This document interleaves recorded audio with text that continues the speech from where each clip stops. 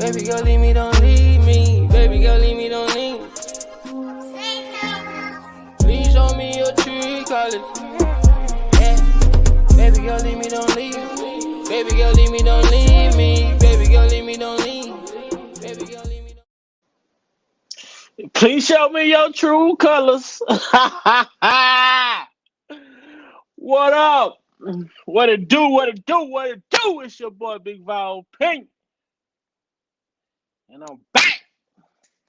Like I never left, you heard?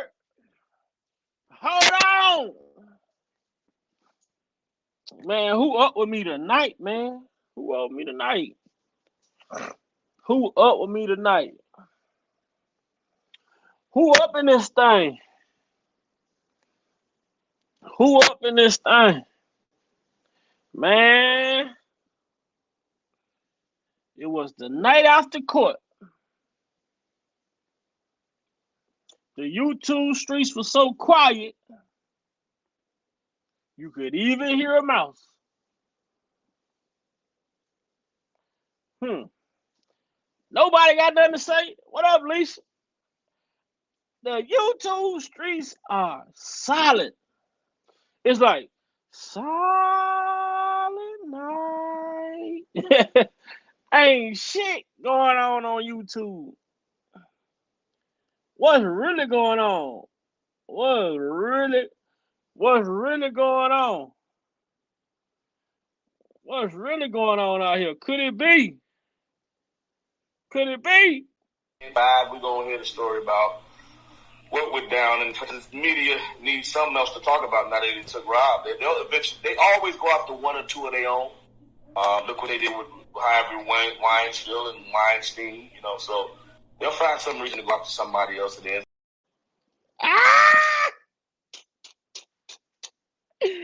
What's up? What up, Lisa? What up, Lisa?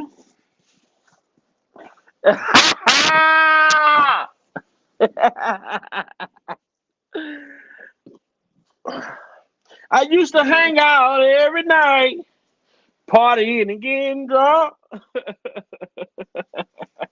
It's your boy, man. Why it's so quiet, man? I can't go find nothing to watch. I normally can go watch a live here, watch a live there. So, they always go after their own, They always go after one or two of their own, throw a little token in, and then they find somebody else, you know what I'm saying?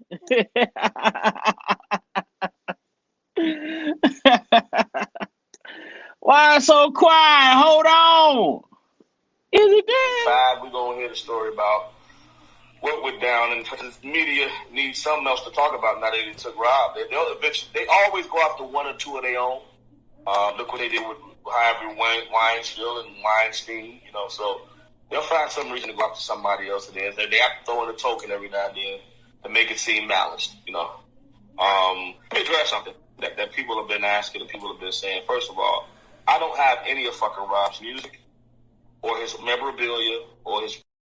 Do you hear that? I don't have any of Rob's music. I don't have any of Rob's music or his memorabilia. Man, look here. What up, Dana? Dana J, talk to me. I don't have any of Rob's music or his memorabilia. Y'all don't remember that? Do y'all remember that interview? Y'all remember that interview? How many of y'all remember that interview? How many of y'all remember that interview? He said, I don't have any of Rob's music or memorabilia. But in that same interview, he goes on to say, y'all want to hear more? Do y'all want to hear more? Man, come out the bushes, man. Hit that like button. Hit that like button. Hit that share button. Subscribe. Hit that like button. Hit that share button. Subscribe.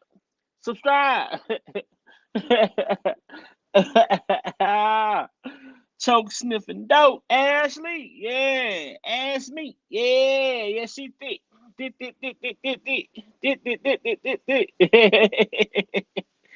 What up, though? Man, oh man. You know what my problem is, though? The problem that I'm having, though, is these people labeling this guy as a manager. My problem is these people labeling this guy as a manager. This man was a self-proclaimed manager. Just as well as Cash was a self-proclaimed publicist. A lot of people were self-proclaimed to be something that they wasn't. But since it's Robert, whatever one say, it goes, right? When it comes to Robert, if you claim to be a part of him or a part of his entourage, then it's okay. But I digress. I digress. But why are these headlines saying the manager? This guy is not a fucking, he was never a manager. He was never a manager. He managed to fuck a lot of shit up. He managed to try and get this man caught up. He managed to fuck up. Excuse my language. He managed to fuck up. He managed to fuck up. He managed to expose things that shouldn't have never been out in the media to the public. Willie Jones, what's up? They say this guy's a manager, but this guy was a self-proclaimed.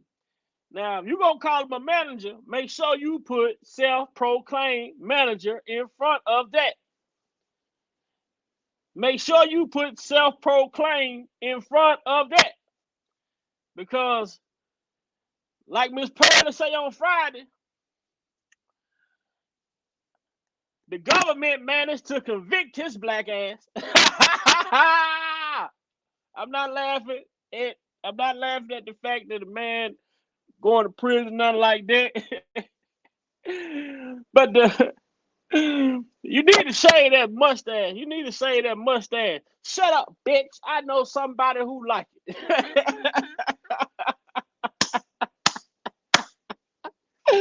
Oh, shit. Motherfucker Don, you ain't no manager. Oh, yeah? I'm going to manage to evict your black ass.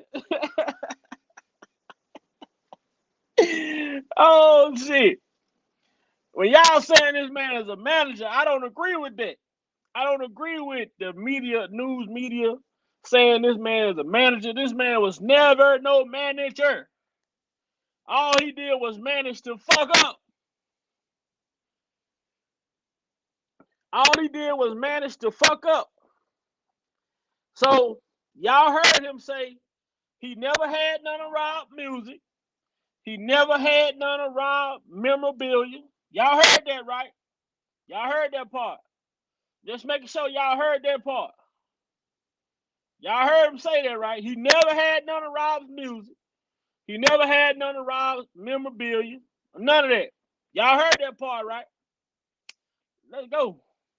Let go at the head. What to say? Let go at the red light, twerking on the headlight. At the red light, twerking on the headlight. Hey, G to the L to the O, big glow. Hey, yeah. This motherfucker ain't no manager. In 5, we're going to hear the story about what went down, and the media needs something else to talk about now that they took Rob. They always go after one or two of their own. Look what they did with Harvey Weinstein, so they'll find some reason to go after somebody else. And they have to throw in a token every now and then to make it seem balanced, Let me address something that people have been asking and people have been saying. First of all, I don't have any of fucking Rob's music or his memorabilia or his gold records for sale any fucking where. If I was going to put shit out there, I would put it on my platform, nrebuild.com. Why the fuck would I make somebody else some money when I got a platform I can put it out there on my own? I'm not about that shit. I'm about making sure we keep the money within, not giving it to somebody else. So I don't have shit on eBay. Whoever's lying and saying that I do not. All of his music is safe, tucked away, waiting for him to say what he wants to be done with the shit. And until that happens, it's going to stay safe and tucked away. I have every unfucking released album, and all the motherfuckers are sitting there in certain places, secured and copyrighted. So all that shit about me putting out his music, I don't want a dime off of none of that shit. If I set up a platform and whatever I spend, I expect to get paid that back and any fucking percentage for my work, which may be 10 to 20 based on how much I put in. But other than that, that's his shit. And I don't take pride in taking nothing from no motherfucking body else. So I don't care what none of y'all saying about that. This man said he want to get paid for his work. This man said he want to get paid for his work. He said somewhere in the range of 10 to 20%. He said somewhere in the range of 10 to 20% for his work that Rob ain't asked him to do. How do you, what up, nothing nice? How do you expect to get 10 to 20% from somebody who don't even have it? If that's your friend, if this like your brother, which you portray to the media, which you portray to the world, you say this is your brother, this is your friend, you're just trying to help a friend who's in need. You say, I'm trying to help a friend who's in need. How do you help someone who's in need understand what you're saying when you say in need? You said your friend is in need.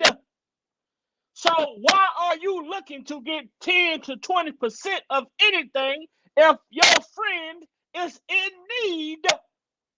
Which means he doesn't have it to give.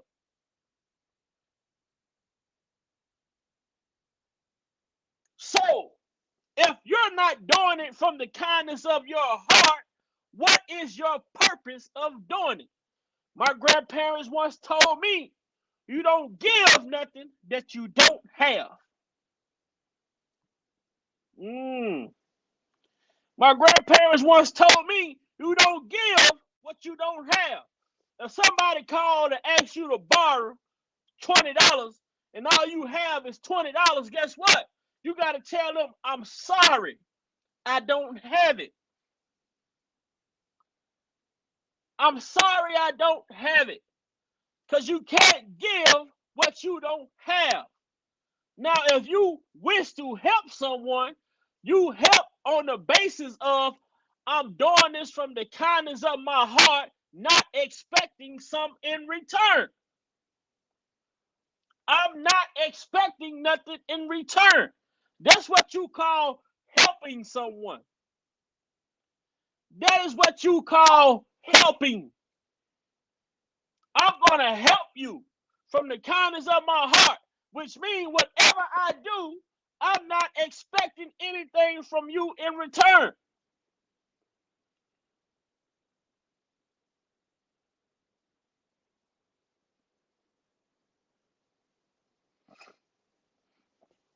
Well, Sandra, he said he's expecting to get 10 to 20% back of what he so-called invest in whatever. My whole thing is this.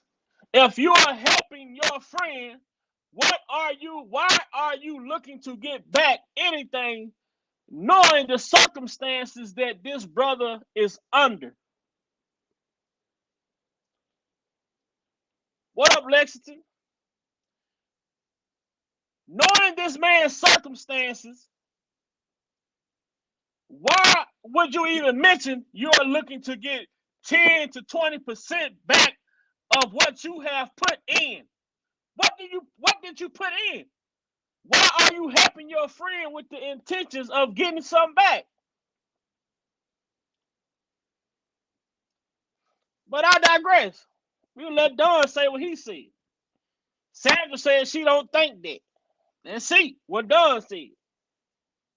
In 5, we're going to hear the story about what went down, and the media needs something else to talk about now that they took Rob. They always go after one or two of their own.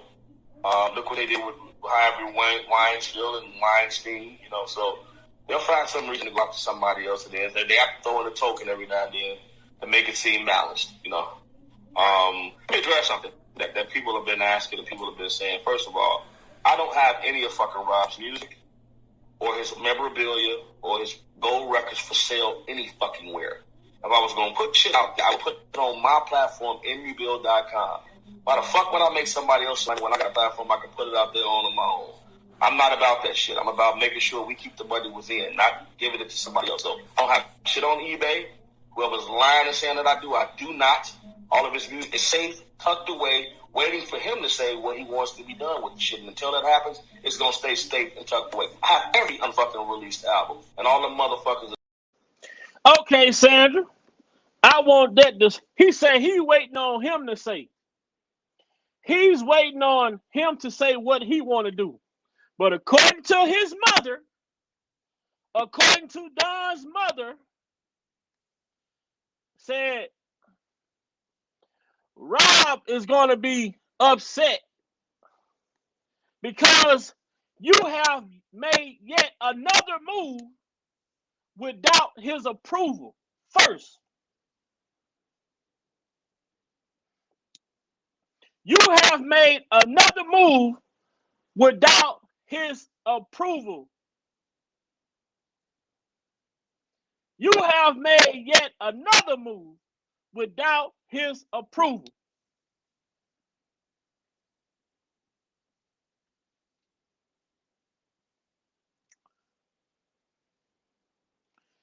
Do I have to go back and pull up the Greenberg interview when he was asked about this brother? And he said that he was not Robert's manager. Robert was not in communication with this brother. Now, who Robert was in communication with was Keith. Yes, Robert was in communication with Keith. And Keith may have been in communication with Don, as well as the PI. See, a lot of people got to go to this Andrew Wyatt interview and listen to some of the things Andrew had to say when it came down to dealing, to the dealings of what was going on, the inner dealings. And Sandra, all I'm saying is this, and I'm not pointing you out, but you know, I like the fact that you speaking the way that you're speaking, but the way that I feel and the way that I speak, when you say you are someone's friend, when you say you are helping someone who reached out to you and said they needed help, I guess I just was brought up differently. I'm not helping anyone that's in need of help with the expectation of receiving anything. Our blessings, which are all blessings, come from God, that's of God. All blessings of God come from God. Therefore, if you do a good deed, if you put a good deed out into the universe, a good deed will come back to you.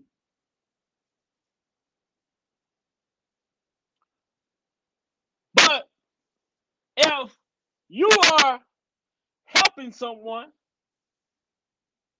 and then you're looking to get something back from it, it's no different than a man helping a female who's in need of help and expecting sexual favors in return. You're no longer helping at that point. You're doing something. You're taking advantage of a situation at that point. It's no longer help. It's no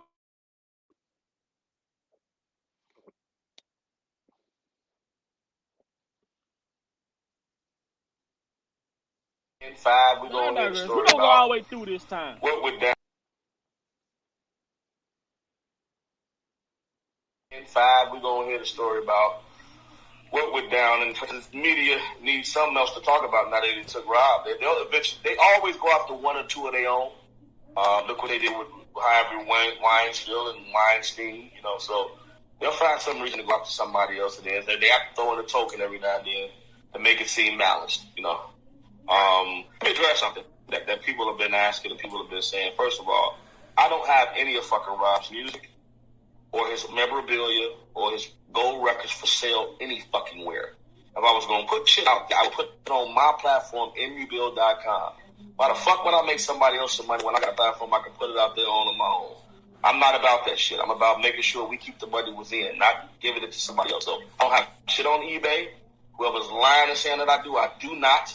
All of his music is safe, tucked away, waiting for him to say what he wants to be done with the shit. And until that happens, it's going to stay safe and tucked away. I have every unfucking released album, and all the motherfuckers are sitting there in certain places, secured and copywrote. So all that shit about me putting out his music, I don't want a dime off of none of that shit. If I set up a platform or whatever I spend, I expect to get paid that back and any fucking percentage for my work, which may be 10 to 20 based on how much I put in. But other than that, that's his shit. And I don't take pride in taking nothing from no motherfucking body else. So I don't care what none of y'all saying about that. In that trash right the fuck now. I don't steal people's shit. 46 years in, I'm 46 years old. 30 years in the game. I ain't never been known as a thief till you motherfuckers is coming with this shit now. So cut it out. Stop it. Man. He said you let him take a picture with it. He pulled it out of a pillowcase with a bunch of other shit that you had in there. The most is a lying motherfucker. I had this right here. This water still sitting in my house to this day, and it's gonna sit here. That's one. That's the other one, and that's a picture of my brother. That's it. That's all I got as far as memorabilia. Rob paid me a watch. I recently gave that to Kerry because Kerry didn't have shit of his own brother. So I gave it to Kerry and said, man, this is from your brother. Keep it. It was a real expensive fucking watch. I gave it to Kerry. And that was it. Somebody else. So I don't care what none of y'all saying about that. In that trash right the fuck now. I don't steal people's shit. 46 years in, I'm 46 years old. 30 years in the game. I ain't never been known as a thief till you motherfuckers is coming with this shit now. So cut it out. Stop it. Now let's go. Let me ask you,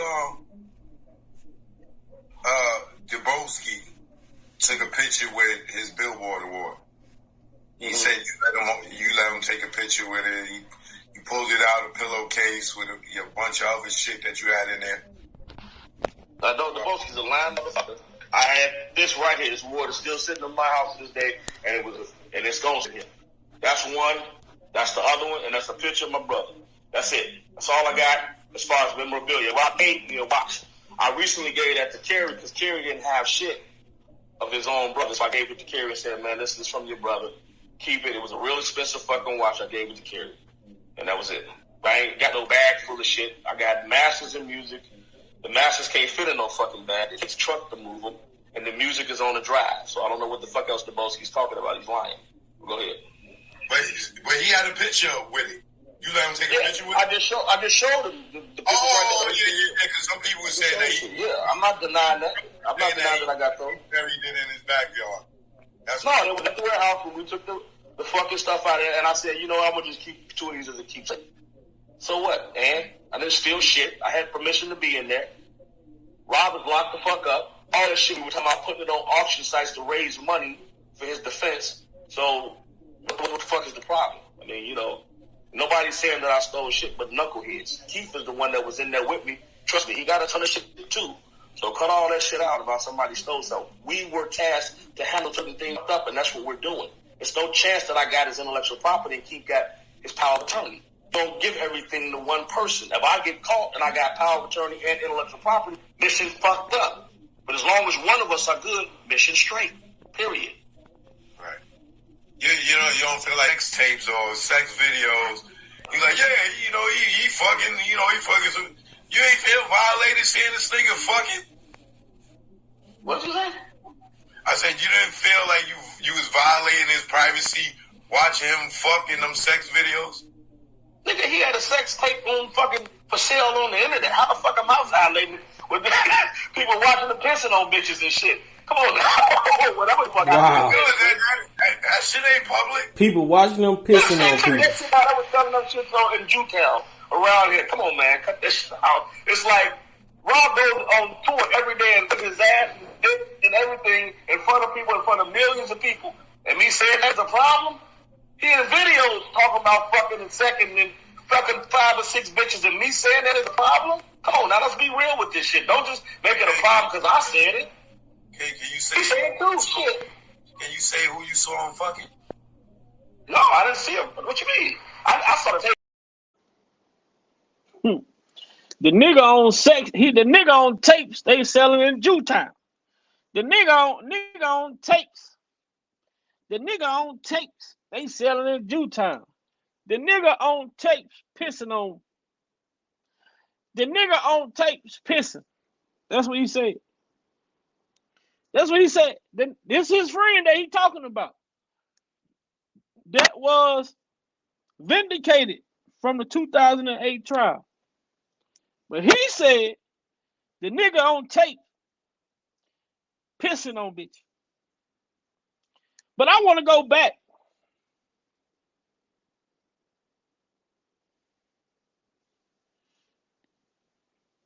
I want to go back. He said he grabbed 2 trophies, right? Now y'all heard him say he was helping out a friend. So he said he was keeping 2 other trophies. He said, I'm keeping 2 of these as a keepsake. If you're helping your friend, why do you need to take something from his intellectual property to hold as a keepsake? I'm trying to make sense of that. You're helping your friend, but you're taking from his intellectual property to hold for a keepsake.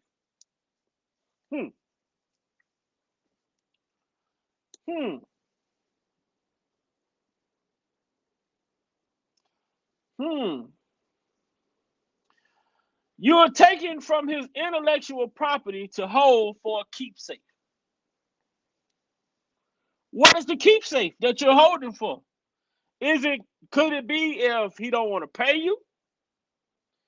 Could it be if he take the stuff back, rightfully so, take it back, that you will have items that you will have stashed away that you can later on come back and sell?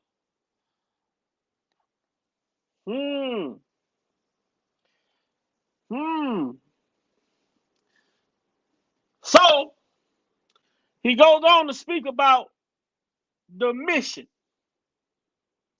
The mission.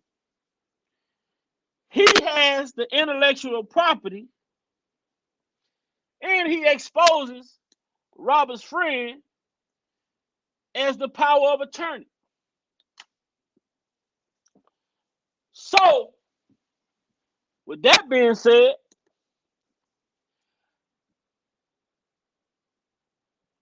why would you expose the plot to protect the intellectual property on social media? Why would you expose the plot to protect the intellectual property on social media platform, YouTube? Why would you expose the fact that you have the intellectual property, but the intellectual property cannot move without the signature of the POA? But you expose the POA as well. So where is the protection in that? I need somebody to come over here and help me, man. Where is the protection in that?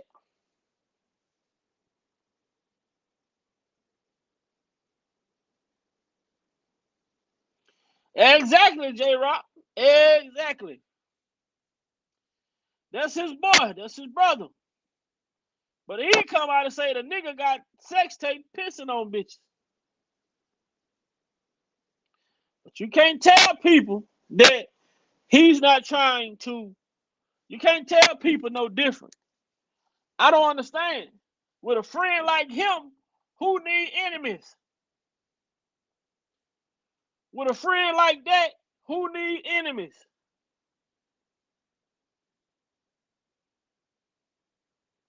With a friend like that, who needs enemies?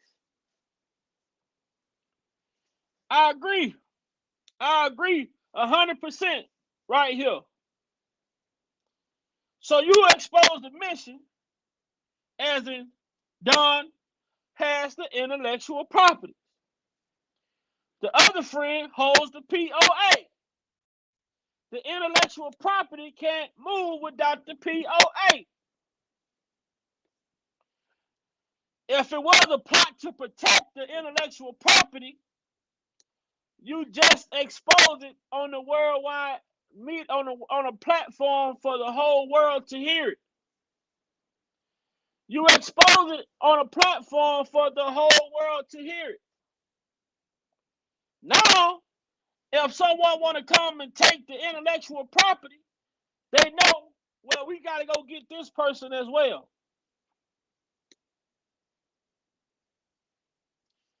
I'm trying to make sense of it.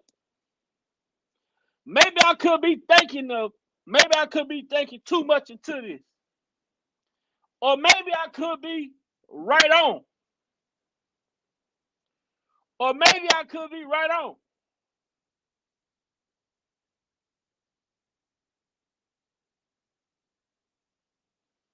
Then you say that you were doing this, you're doing a favor, you trying to help your friend out.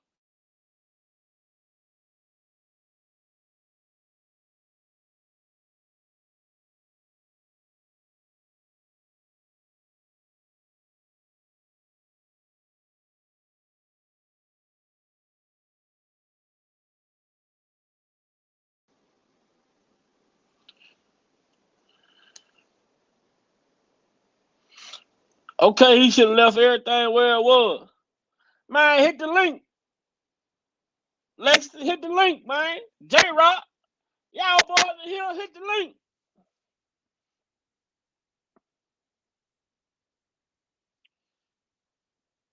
I can't see.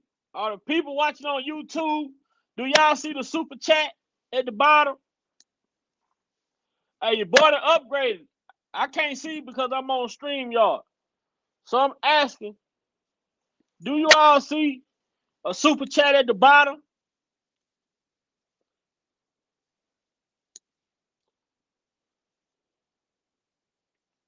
I can't see it.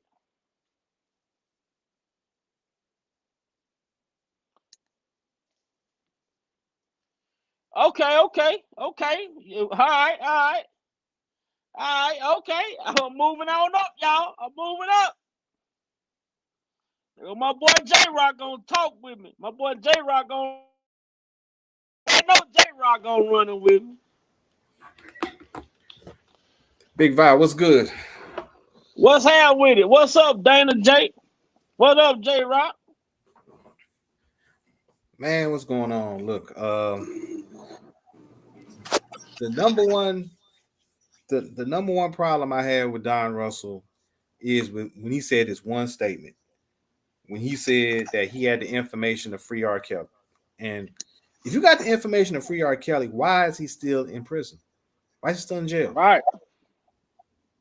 And I never got past it, no matter how much I try to give him the benefit of the doubt. That I always revert right back to that one statement. And the fact that he's still in the same position that he's been in for the past 3 years, nothing has changed. Nothing. But see, he had to come out. See, this is how you have to look at this. And see, you have to look at this from a street approach.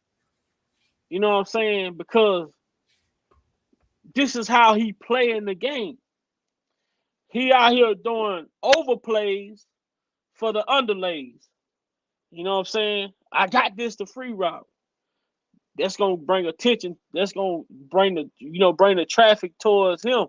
You know, he's trying to pull the supporters away from people like Dana J, Prima Donna, Levi, Hollywood, myself, anybody who's speaking the truth for what's going on. His whole agenda has been, since coming on these YouTube streets, was trying to pull the supporters to his side. And what could pull supporters to your side more than anything you could come out and say was, I got the information to free Robert, along with saying that I am his manager. You get what I'm saying? I don't think he ever had I don't think he have no information. Because if you have information to free Robert, why would you make the threat? Yep, that part, and also the other part that got me was when Dana played the video, well, not the video, the audio of Don Russell having that conversation with Tim Savage, saying that there were some people that he knew at TMZ that could put some money in their pocket. I'm like, hold up. TMZ has been one of the main media outlets that has been throwing the salacious and scandalous stories on R. Kelly ever since this whole situation broke out. So who are you in bed with at TMZ?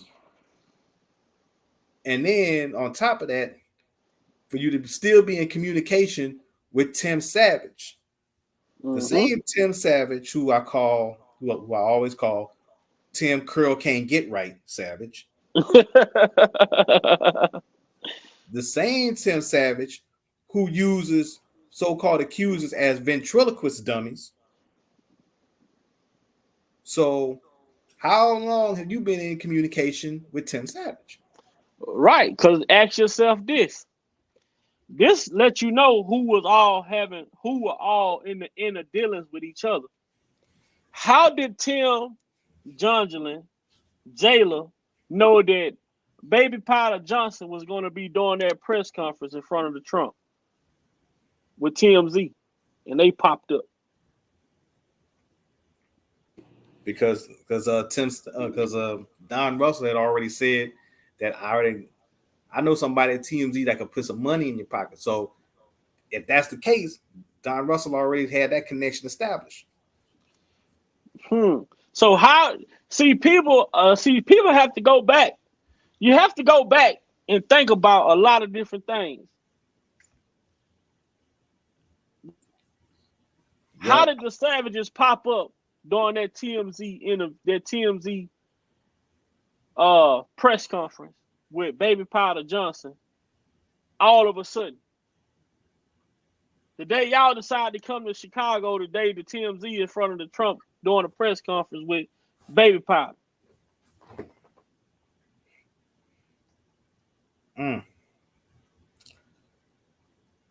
It's a good question. See, now this is what you have to do. That's why I tell people it's important to go back and listen to the Andrew Wyatt interview. He tell you who was working with who. But then we also hear Don come out and try to take credit for Mesereau meeting with Kels and his team, when who really brought Mesereau to meet with Kels and his team? Andrew Wyatt.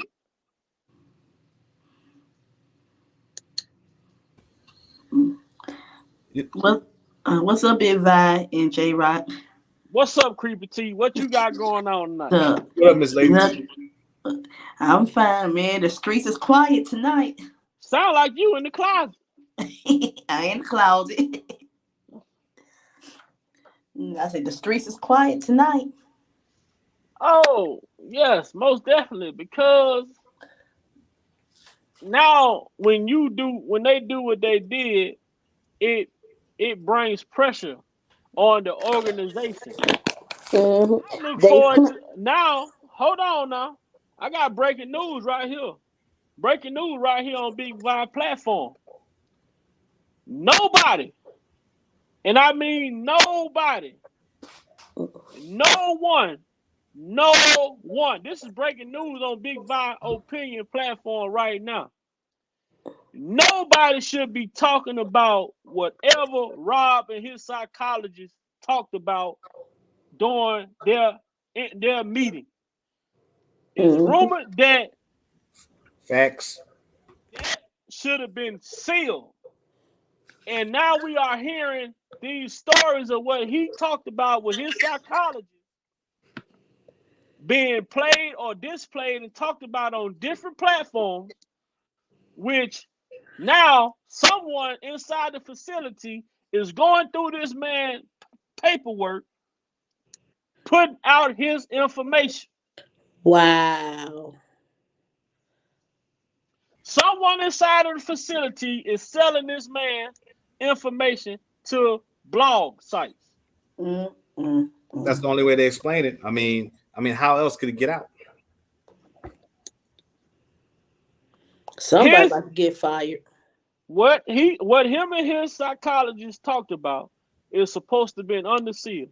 It shouldn't be in these streets. It shouldn't be on YouTube or nowhere. But now we are hearing confidential information being spread out through these blog sites. Now you got to keep in mind now. Obviously, this ain't the first time, because obviously his records previously, all those records got leaked because in Chicago, in close to somebody trying to be in league with Tasha K. So then you got that. Now you got this. So now the question is, who's the individual that's been leaking this information? Now I would not be surprised if some of those, if some prison guards again wound up leaking some of that information, because after all, when R. Kelly got attacked in that cell, it seemed there was prison guards that allowed it to happen. I heard rumors about Bonjean trying to contact New York and trying to get in touch with Rob, and then the prison guards was laughing on the phone to Bonjean and hanging up. Wow. So I've heard that from a source somewhere. Oh yeah, but I tell you what though, Jennifer is going to try to turn over every stone that she could possibly turn over. Listening to a blog site, listening to LFN, and they talked about some of the motions that Jennifer put in that broke down, how this wasn't a RICO and how it didn't fit the statute, and great video, but they also talked about and spoke about how was the confidential conversation between him and his psychiatrist leaked. I heard day before yesterday on LFN, I heard them talking about the conversation that Robert had with his psychiatrist, explaining the situation that took place on YouTube. How did they get that information? Wow. How did they get it? Well, I'm gonna tell you right now, we ain't got a leak. We got a whole damn we got a whole damn flood, basically. We ain't got no leak. We got a flood, bro. Flooding information out. And they buying it. So most of these workers at these facilities, man, they getting paid trash. they're not getting paid enough money to make them honor their job. If you get what I'm saying. So if you got a blog site willing to pay you $5,000, $10,000, these are the type of money that these people are willing to pay because the name R. Kelly generates that type of money. Yep. And also willing you to got pay you $5,000. Yeah, and also you got to think about it. Look, these are the same people that made sure that somebody from the prosecutor's office was in the jury. In the jury. So if they're willing to go to that length to do this, then at this point there's nothing off the table.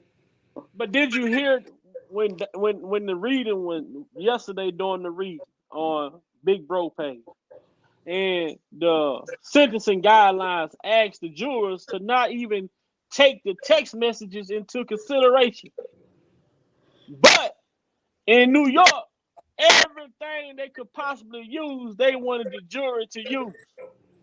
The jury instructions that Dana read, it was a complete 180 from what happened in New York. Exactly.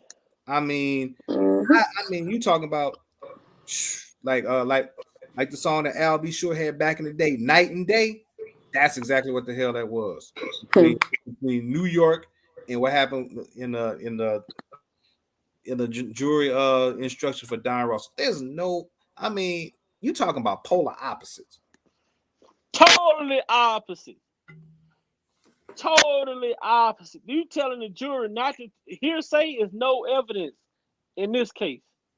But hearsay was all evidence in New York. That's all you had in New York was hearsay. You got hearsay from the time when people say, well, he had these women, he had these women in chains. We still ain't seen a shackle, a bucket, no damn pictures of anybody abused, because that football player Chad Wheeler, you saw what he did to his girlfriend. We ain't seen no pictures like that in R. Kelly's case in New York at all. None, man. We all saw Cleveland, Ohio, Ariel Castro. We saw what a cult looked like.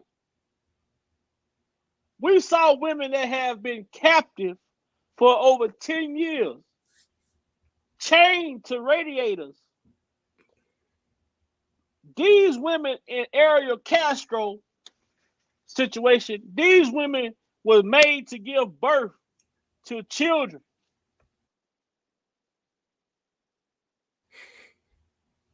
He had these women going outside at nighttime, crawling on their knees like animals. That's what you have a call. How are you? $5,000 a month? $10,000 for buying gifts for each other's birthday? $75,000 holiday gifts, Christmas gifts, birthday presents? And you mean to tell me that this is the result of that? I've never heard hostages getting monthly allowances like that. Never.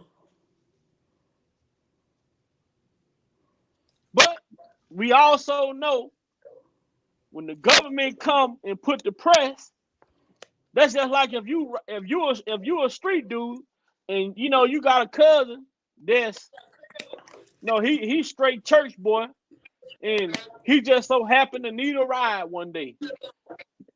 And ain't nobody else there to give him a ride but you. And he hops in the car with you.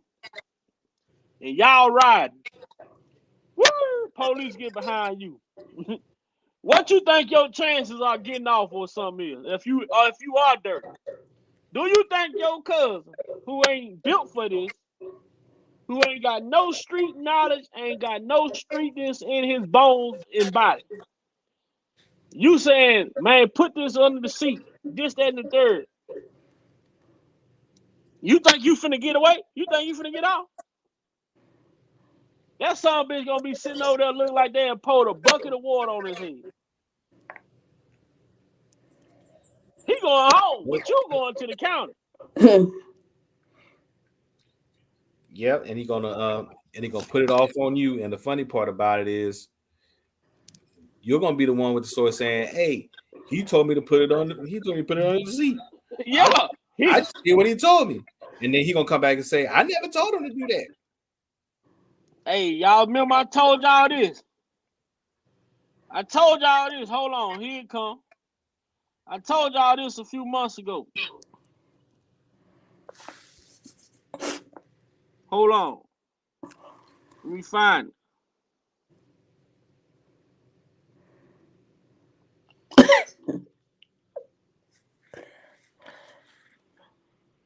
Y'all remember I told y'all this? Yes, you did, Big Five. This is what happened when the government got to everybody that was close to Rob. That's a jacked up looking picture. Big Bad, what you think about Cass Jones? Should she go down too?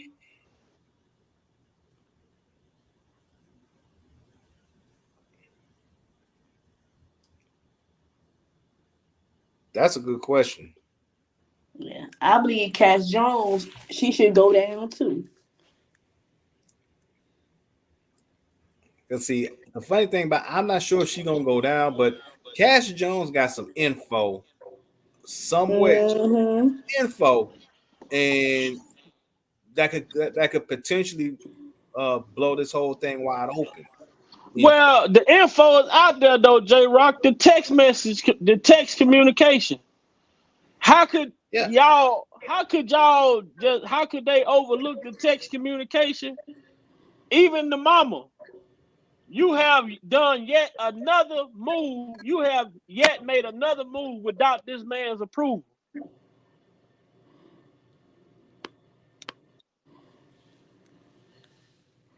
But Cash is complicit too. She's complicit with Don.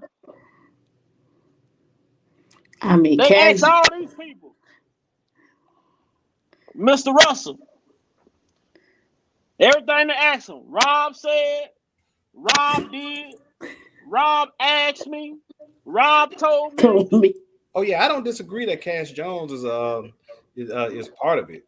I'm not disagreeing on that at all. And it's just, I just find it real funny that it always seems that she always seems to slide in the shadows and never is really in, and never really had the spotlight on her. Because remember the burning up the tree in the front yard, but you know, remember she came out saying that she was the publicist. Yeah, I do remember that. All these people with self-proclaimed positions. No. Remember, said she was a stylist, she said too. But then you go from that to all of these motherfuckers sleeping with each other. Like, this shit has been a circus, man. These people act as if this man's life wasn't on the line.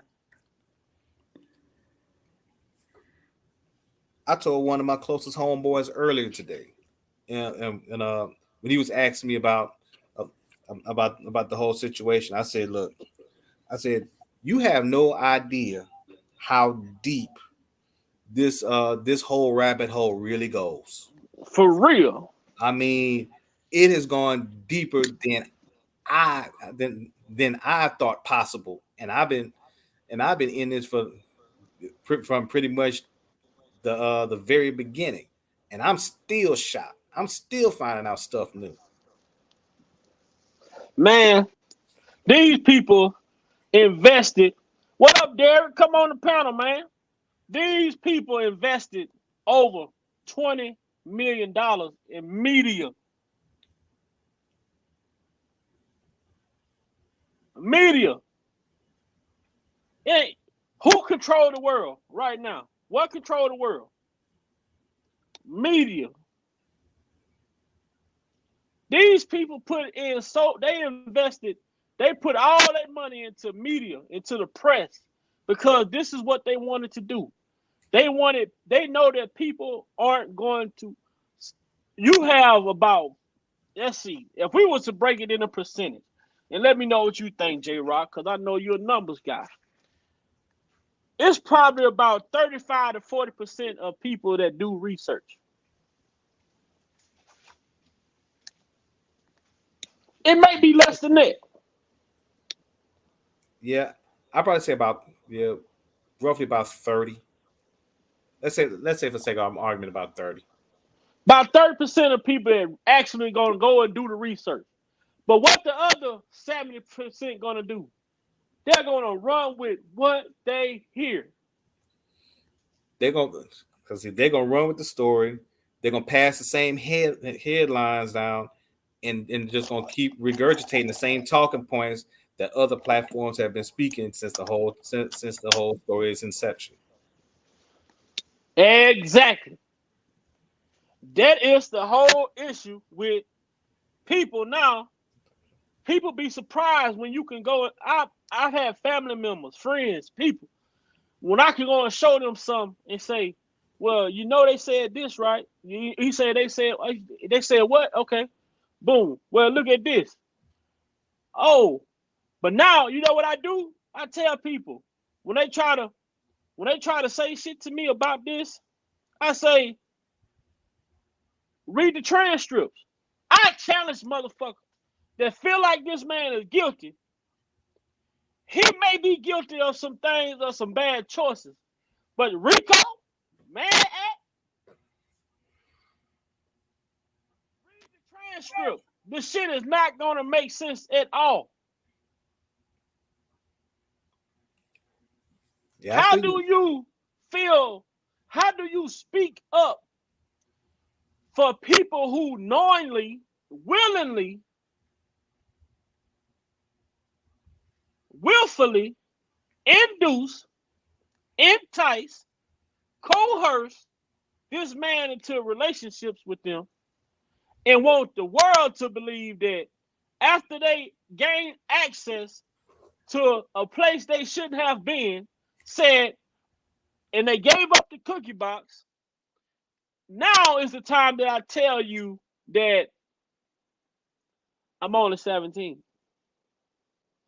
Oh, no, hold on. I'm only 16. Because 17 is consent still. Oh, I'm only 16 years old. Make it make sense. But you know what? And you would know what those other people would say?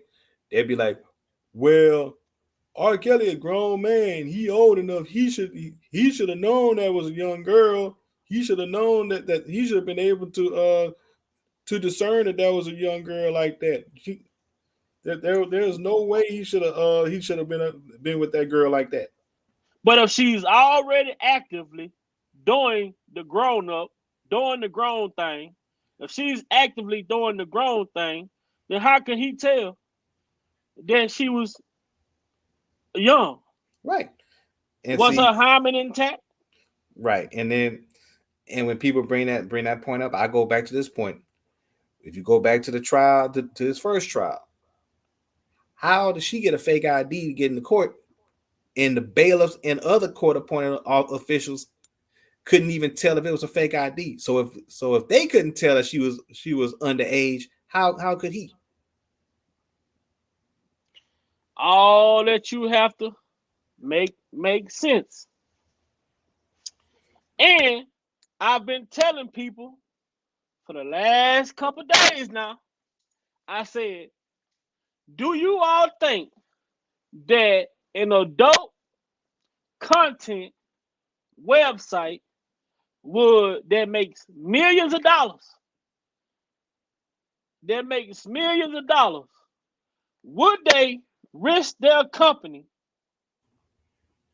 Would they risk their company with child pornography that is still up on their platform till today? Hell no. Then I said, why isn't anyone saying, okay, who verified the tape? Who verified that sex tape to put it on an adult content website where it is that you have to be 18 years of age with 2 forms of ID, plus you have to fill out a compliance form.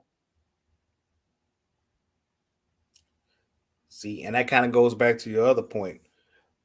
But I'll say it like this. That company is not going to hurt their bottom line risking having child pornography on it. Period. And why isn't the person who they are proclaiming to have been a child, why isn't they going after these adult content website who is depicting this video all over different websites that this video is on and available for people to display for free?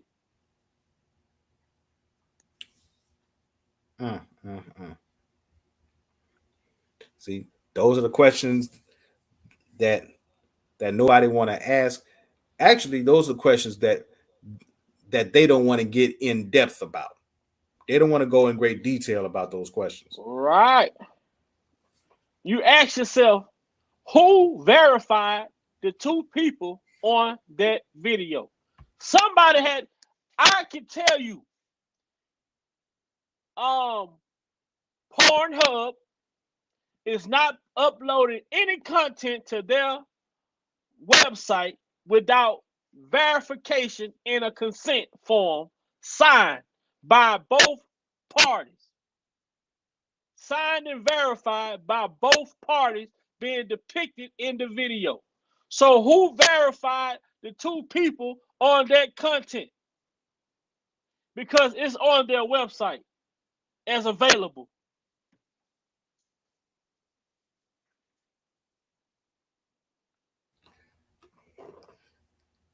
Those are those are a couple questions right there that are real interesting, and those are those subtle questions that nobody wants to answer, because then that means, oh damn, we actually got to do research and we actually have to think.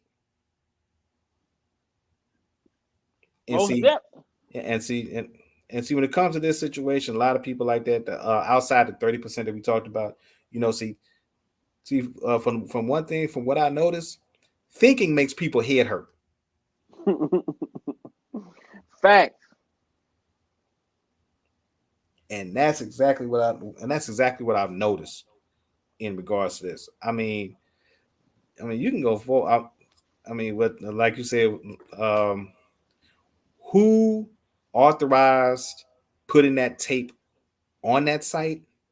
How long has it been on? And who made sure that it stayed on? Correct.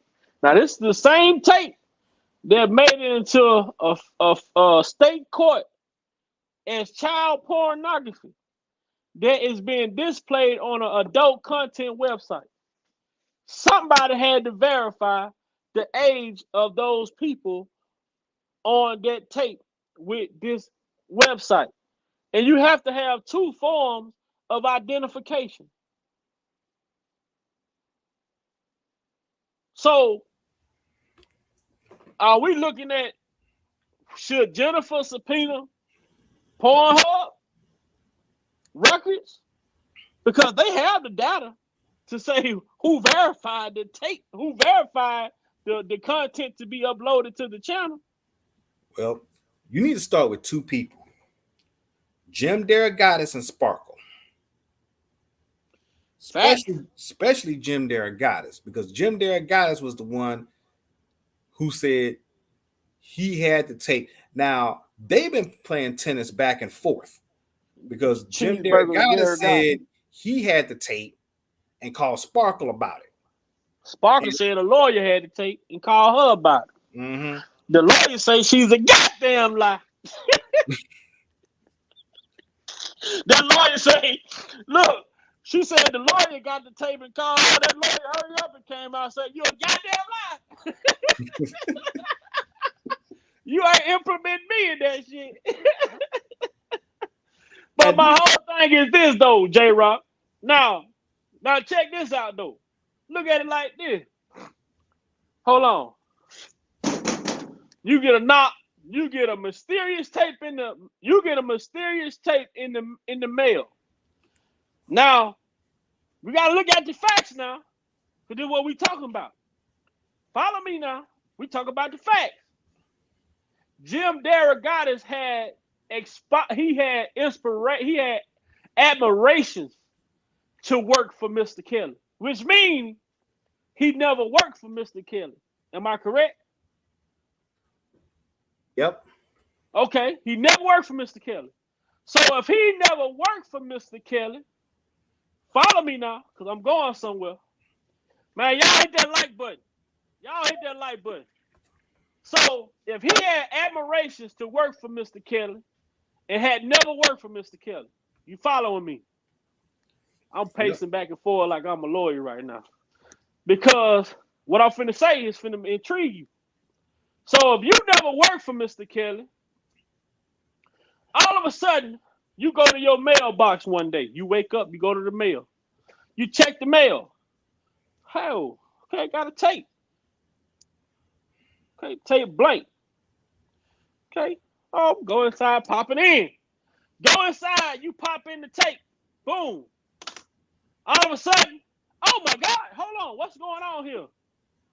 My number one question is this. How in the fuck Jim Derogatis knew that was Sparkle's niece? If you ain't never been around Mr. That's Kelly, the $1 million question. That's the $1 million question. How you knew to call Sparkles?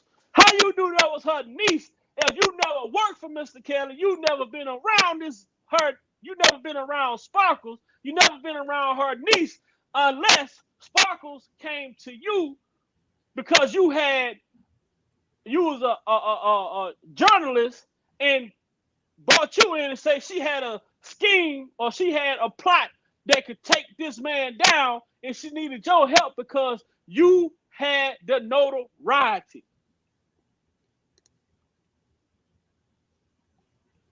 Boy, I ain't been to school. I ain't got nothing but a high school diploma. That's it. All I got is a high school diploma. Well, I ain't got nothing but a high school diploma, J-Rock. But I know when shit stink. Oh yeah, well, shout out to you, Blacklock. I mean, we can go at from that point. Wasn't there another point that said that Sparkle actually reached out to Jim Derogatis about the tape? Because I heard another twist in the story about that too. That's when she tried it. How it turned around to her reaching out to him was when she tried to cover his ass and try to say the lawyer came to her, which was a lie because he had already came out and said he received the tape in the mail, and when he popped it in and saw the tape, he instantly called Sparkles and asked her was that his niece. But he has never worked for R. Kelly, so how the fuck do you know that was her niece? That's just like me popping in a tape right now and you would say J-Rock. It look like your cousin. I don't even fucking know you besides YouTube. Makes sense, bro. Yep, that would make sense. But see, the way that these tapes keep seeming to be floating around, especially when you go back to one of those Gloria Allred clients who just so happened to have a tape among all his sports memorabilia talking about, I was looking for an old sports tape, basketball tape. I look up and I see it. Hey, but you know what was so? What up, big bro? I'm gonna say this and I'm gonna let you have it, Dana. You know what was so intriguing? I'm enjoying it. Y'all go do your thing, man. You know what was so intriguing about that shit, though, J-Rock? That shit you talk about right now, I had to stand up. I had to stand up again because tonight I'm feeling myself, bro. How the fuck is you reading from a paper if the shit happened to you? Gloria Allred always had those scripts out for her clients every time. She has her script pre-written. All of them. And when she rub your left shoulder 3 times, the motherfucking tears are about to come down. Oh, and not only that. Oh, Gloria already also gives you that little look. Right? That look like you looking there like goes the lawsuit. Yep. There goes the lawsuit. Boy, look. Gloria already will give you this look like she's Medusa, like she's trying to turn you to stone. Like, motherfucker, you better say this. You better say this right, like we rehearsed. Like I'm saying though, like Steve Greenberg, stupid ass say, she held up a picture of LL Cool J. Said it was R. Kelly.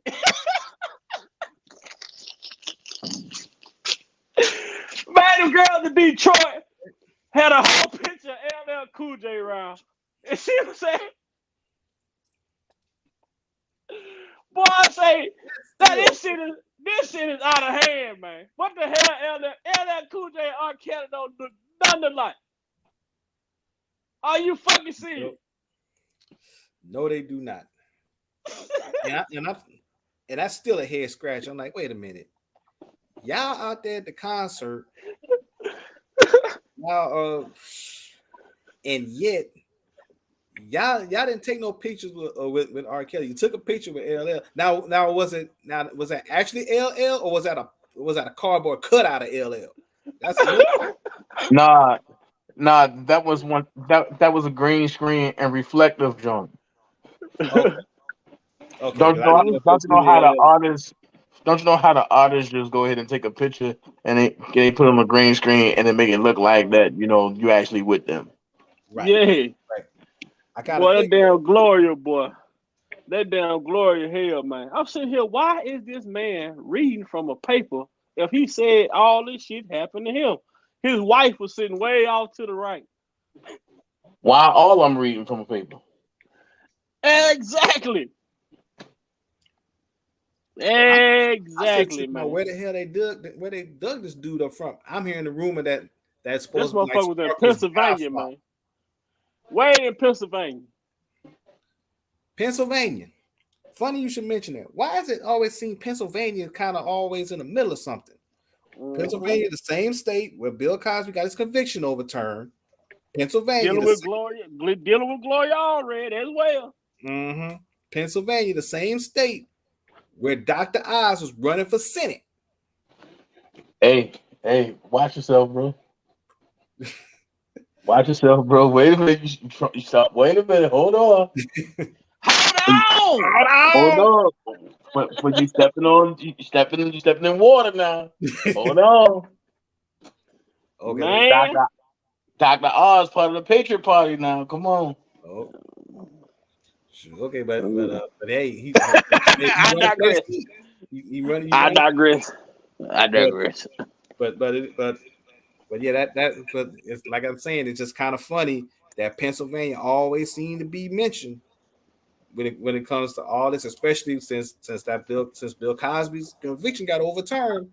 Any type of fraud is going to mention Pennsylvania because it's a Commonwealth state. Yeah, whatever the woman say go.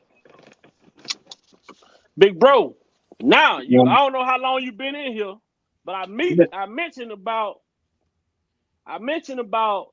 this man. I mentioned about Kel's confidentiality conversation between him and his psychiatrist being leaked. And honestly, go ahead and finish because I'm gonna give my insight on it. No, that's what I was doing a little researching before I came on, and you know, some people were saying ain't no way this whatever him and his psychiatrist talked about, you know, when the whatever, it shouldn't be, like, it was supposed to be confidential.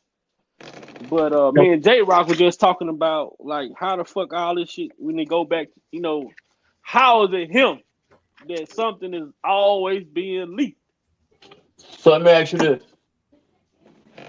Did you go back and read the pre-sentencing report, the PSL?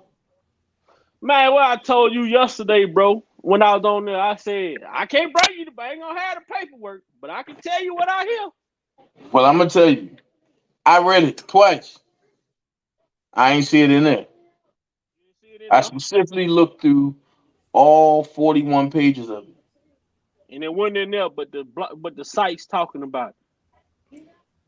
You know why? Because it keeps their channels buzzing.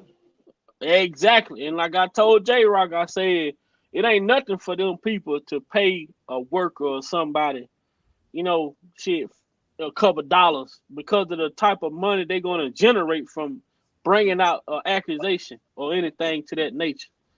I was sitting here. Oh, what? Now I was thinking to myself, this man may, he talked to his psychiatrist and have private personal conversations, but why would he sit in court and Jennifer advised him to remain silent? So why is we hearing all this stuff that he's doing so much talking all of a sudden? Here's my thing, and I'm gonna go here. It's not a fact. It's my honest opinion. If you don't talk controversy about Robert, what do your channels say? I think I'm the only one that can go 2 weeks and don't mention Robert, and my channels still say the same. But look at the people who just can't live without saying something about Robert. What is their channel speaking? And that goes for news media. Mm-hmm. I'm about to upload something, right? But that's gonna freak everybody head off. I actually got in touch with the man from Inner City Blog. He sent me something, and I'm gonna upload it as soon as I finish doing my business taxes. And for the folks that was like, "Oh, Dana, somebody just put that together, or you put that together," nah, this man gonna give a detailed account of what happened today or yesterday in the court. It's the funniest shit I ever saw. When you was reading that shit yesterday, I was laughing.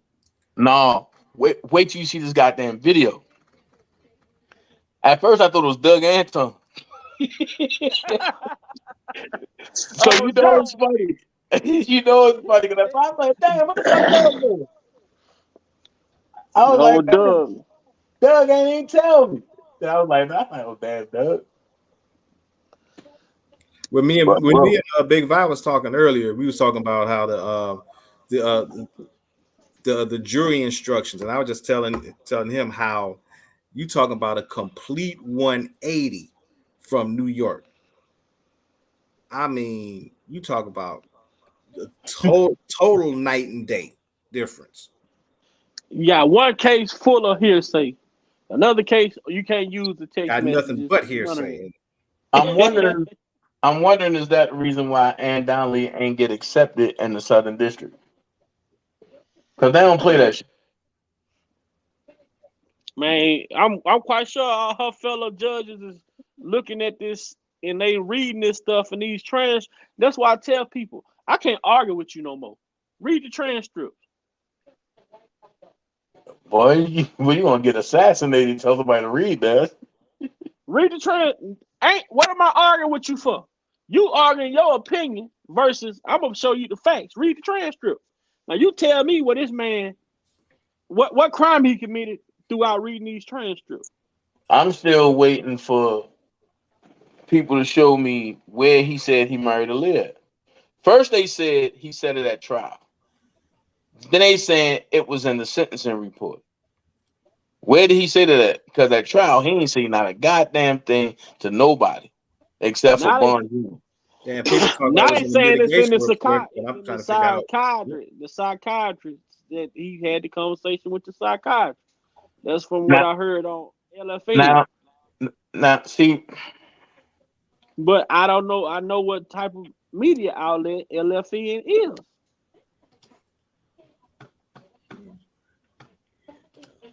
You said a psychiatrist, right?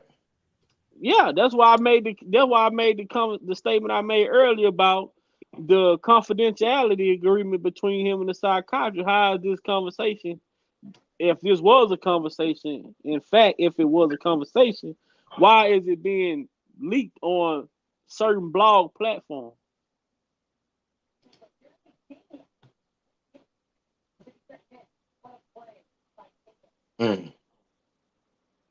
Hold that thought.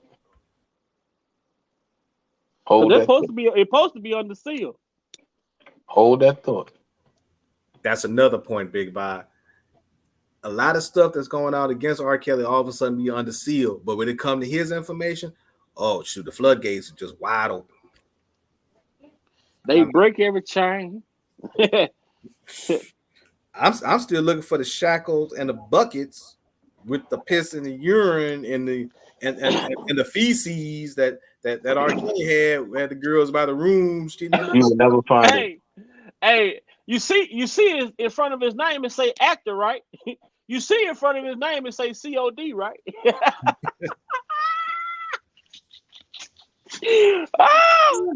oh, in front of his name now it say DOC. Man, it's crazy. Now you got 2 social security numbers, my boy. We talking Don, you stupid. You got both of them numbers. You got to present now when you go and fill out an application or anything. I'm trying to figure why Don get to walk and stay home for another couple months. He got a little work to do. Exactly. He got a little work to do. And see, that's why I say he want to sit here and talk about a mission. He keep the intellectual property. Keith got the POA. What are they going out there in Chicago? Anything, any assets that Robert had. Same thing they asking McDavid. They want the businesses. They want all that. Don, we need you to go out here, clean these streets. We need to make sure we come and do a sweep. We want everything. If that's what possible, if it's possible, we want to take everything. I'm still trying to figure out who's his connection with TMZ, especially when Dana played the video, when he played the audio talking about how, when he had that conversation with Tim Savage talking about, look, let's go ahead and I got somebody at TMZ that could go ahead and put some money in your pocket, and so my question is how long he had that connection, and how long he had it, and who is the connection that TMZ that he's had, because TMZ was one of the main ones that had all the scandalous and salacious stories that was always seen to leak out on R. Kelly. And Dana said something yesterday as far as him taking ass to Sony. Was that yesterday or the day before? Now, what that tell you? That was a week ago. That was a week ago when you said that? Hey, yeah. I know I ain't tripping. I heard it. When you spoke about it, when you was reading it, you said it was in his statement that he took ass to Sony to try and get a deal. Sony for what? To try and get a deal. Well, she got a distribution deal. And now she distributing that old package out all over cross seas. You get some, you get some, you get some. Everybody get some, but me. I don't want none. This nigga stupid,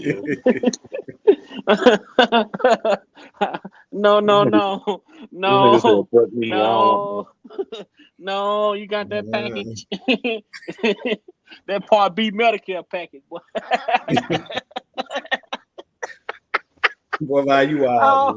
I don't want that. No. Told this nigga crazy, bro. You want to see what Winner say? Chicago, Dad McDavid, in New York, Don Russell informing. Man, they all informing, man. They all. It's all bad. McDavid, I told people this man sat here and embezzled so much money, but the whole time he laying booby traps down. So when it come back, it was gonna be kind of hard, but it can be proven because one thing Kel's got on his side, the man did not deal with no numbers, accounts, or none of that stuff. This man dealt with cash money. You talking about running out of gas. Even these people that work for him, he got stipends in cash. But you missed the whole point. Who That's that? why What? that's why they hit him with the RICO. Right. I meant With the in racketeering. Chicago. In Chicago, nah. But I meant to say, but that's why they hit him with conspiracy. Right. Because even though he ain't do it, if he even know, Unknowingly, he did it. if he even know those folks, that's what it is. Mm-hmm. That's their way of charging. Okay, here you go. 244 pages, right? You said the Damn. psychologist. Oh, you said the psychologist said what? Well, it said he supposed to been admitted and said that. Well, from what they said on LFN, this is not verbatim. This is what they said. I don't know what the word verbatim means, but it sounds like it goes right here. Before I say what I'm about to say, but no, they said that he said the reason for him to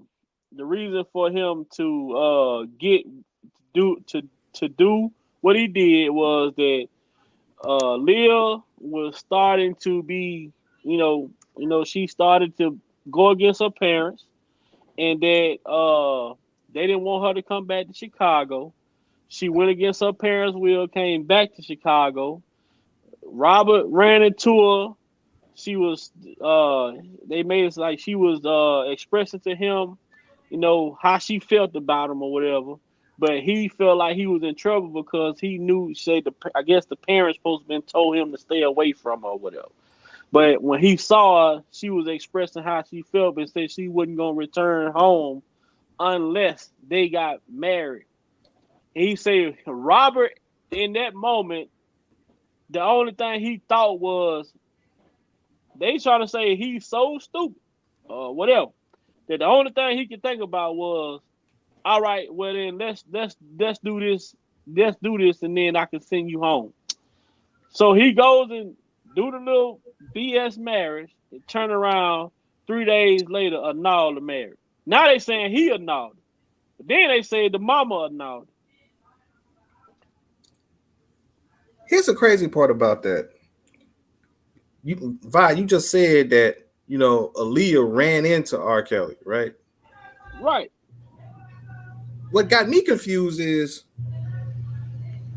when Demetrius Smith jumped on that stand and said what he said, and he said he contacted R. Kelly and said Aaliyah was in trouble, and that's why he stopped his tour when he was on the road. Right.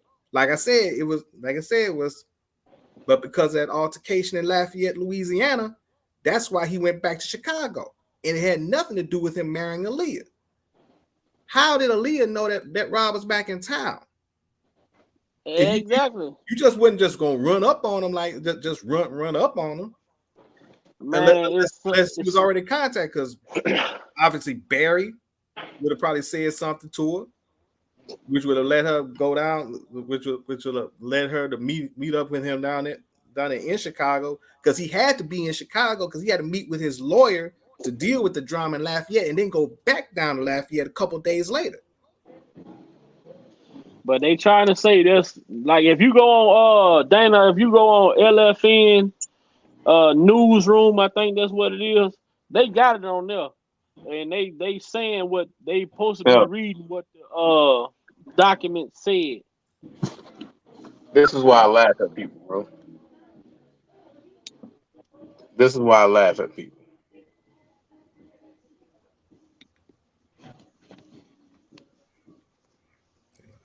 You see what I'm looking at?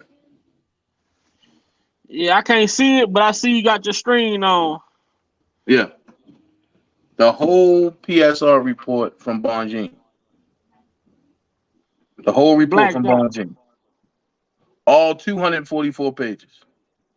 And the whole time he was talking, I looked at this 3 times.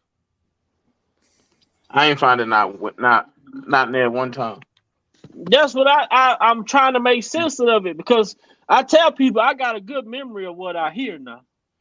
And when I hear when Demetrius first talked about Barry meeting, R. Kelly meeting Barry, they say Barry told R. Kelly that he had a niece that he wanted him to meet and say that Demetrius, Barry, along with R. Kelly, traveled to Detroit and R. Kelly met Aaliyah at her house. So, how did Robert annul the whole joint when annulment happened in Detroit? And how could the annulment happen in Detroit if they were married in Chicago? Right. And then on top of that, how can you have an annulment in Chicago if he's already meeting with his lawyer and getting ready to go back down to Lafayette to get ready to jump back on tour? If he would have time, would he even have time to even do an annulment in Detroit? Mm-hmm. And Lil Mac, what's up, man? You quiet? I know you got something to say, man. What up, man? What up, Big What Five? up? What up, Lil Mac? What's up, Mac? Yeah, man. Yeah, that PSI report, it sounds crazy because he basically admitted. Why would he admit that he married her within the whole Port of New York case? He basically said denied that he married her and the marriage annulment and all that. That would like hinder his chances, you know what I'm saying, facing an appeal. So I kind of agree with y'all on that. That's something shady about that situation with that. It don't make sense. Why would you speak? Your lawyer already told you silence is your best weapon right now. You don't have to defend yourself. These people have to prove that the shit that they saying you did, they have to prove it. Well, now we have a situation where one part of the equation is not even here to defend herself. So how can you prove it? But they don't want to take Demetrius' word when Demetrius said Robert had nothing to do with this when he was on the stand, because they want Demetrius to say what they wanted him to say. I tell people, listen at this shit. Yeah, bro. All these people, know what I'm saying, were forced to testify, and I think if the Landfair girls just testifying in Chicago, I think they forcing her too because they know that tape ain't worth shit. We all know for a fact that it ain't her nor Robert on that tape, and Jennifer Bogine probably gonna, by using the chain of custody, gonna get that shit thrown out. So basically, she just gonna be there just to testify, because when you testify, it considered as like on evidence. So basically, they just want her to lie or do some shit, say some shit, so it'll be on record, and the jury can make him look like an asshole. Because I just seen somewhere her and her brother put a GoFundMe up. So, because lately, though, when her father passed, they wasn't saying that. They were like denying everything. So I just find it strange that they finna come to Chicago and say, okay, she was on a tape with him. Now, isn't it true right now? I'm hearing something about Rashawn Landfair supposed to have some type of non-profit organization now. Yeah, I seen that on Twitter earlier. Man, what the hell wrong with Darren McDavid, man? They let that man take the anchor money out, and he fucked around and violated the judge situation, man. But y'all won't get Chaos no damn bun. And R. Kelly had never. You know what? Big Vi, I ain't even mad at Darren McDavid. That was they stupid ass gift for not giving Chaos a bun. Yeah, R. Kelly had never violated no court order, right, or missed a court date. The only time I remember R. Kelly missing a court date. So what did he do? Take his ankle brace off? Put it on the dog. Took it off and put it on the dog, man. He went on the run. He went on a run. He went on a run. He went them steppers, man. Oh, you talking about them Bolingbrook bell peppers? Y'all stupid, man. I Danny, you know, bro. I don't get this shit, man. I be talking y'all on these lives, man. Y'all stupid, man. But I say this shit though, like, how many times we heard in New York that the accuser started saying, "I didn't say that, the government said that." So hold on, wait, hold on. Daryl McDavid on a run? No, he took his ankle money off some shit. They have the hearing for that Monday. Yeah, and he put it on a dog? Yeah, some type of medical. Yeah, but he trying to take the motherfucker off. He did Yeah. something. He violated the He's finna get an MRI, so you know you can't take that up in that machine. Get out the MRI. Y'all niggas crazy, yo. Y'all niggas crazy, yo. But the whole thing about this shit is, like I keep on saying, if he was so innocent, why would you not want to sever yourself from Rob if he being charged with all these crimes? Ain't no way, bro. If I'm innocent, hell no, you gonna face your trial, I'm gonna face mine. But if your hands dirty, you want to be able to point the finger and say, "Well, I just hold on. Let me go back to it. Exactly. Let me go back to it. Finger at him. Let me go back to it."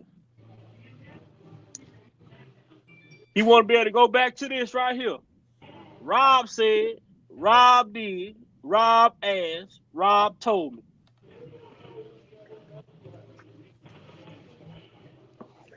That's what these people are doing. They don't want to face their own jury or their peers. They Y'all want to niggas be able crazy, to point yo. the blame. Look, Y'all dog, he niggas got a Big Mac meal, and then that nigga, he went to a good ass McDonald's. They got a can Coke.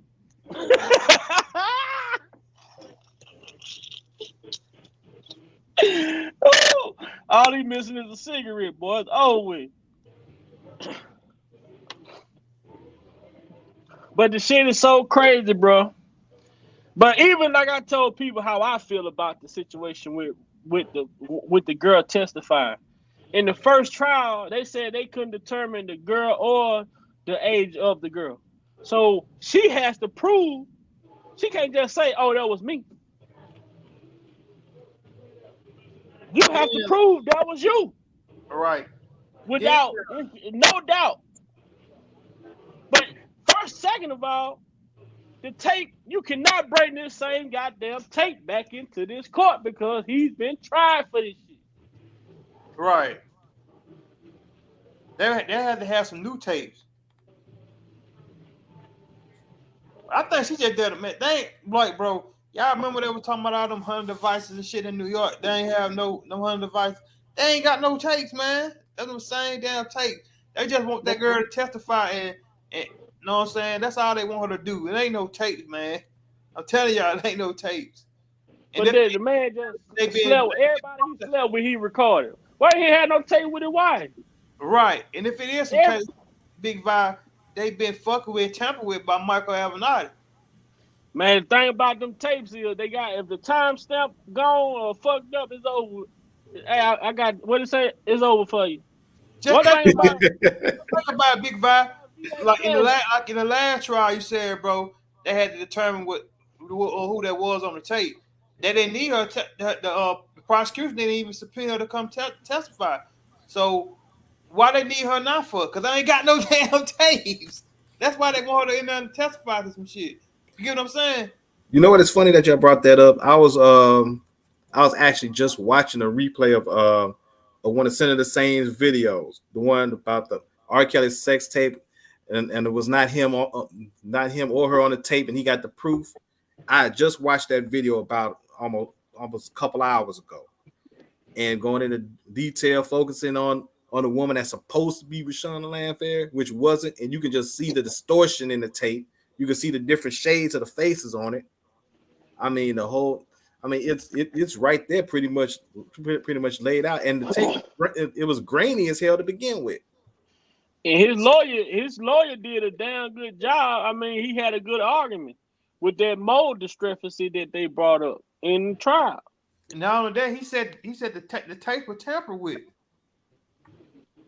They were saying that though, because the motherfucking Keith and what's the name? The dudes in Kansas City, Keith and Chuck. Chuck and Keith, yeah. You know, they this is what they were doing. This is what they were doing back then.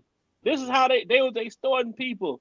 When she stole them tapes, when she stole the alleged tape, she already knew who it was. But with it not being her, I don't think she ever stole the tape. She made it. She had the tape. She had the tape the whole time. Van Allen. It was never a tape stolen. It was her and her dude on the tape the whole time. So she never even stole the tape. if Jennifer Bojine fuck around and All right, hold on, wait. Hold on for a second. Okay, listen to this. Hold on. Mr. Kelly met Aaliyah at the age of 24 or 25. Aaliyah, who was 13 or 14, was the niece of Barry Hankerson, Mr. Kelly's account manager. He was introduced to Aaliyah by Mr. Hankerson, who asked Mr. Kelly to help her musical career. Mr. Kelly spent 2 years working with Aaliyah to help produce her. During that time, her mother, Diane, frequently accompanied Aaliyah to meet with Mr. Kelly. Mr. Kelly described spending time together with Aaliyah and Diane. This, according to Mr. Kelly, led to ongoing conflict between him and Diane. He said that Aaliyah wanted to travel to Chicago to continue to work with him. This led to a conflict between Aaliyah and her mama.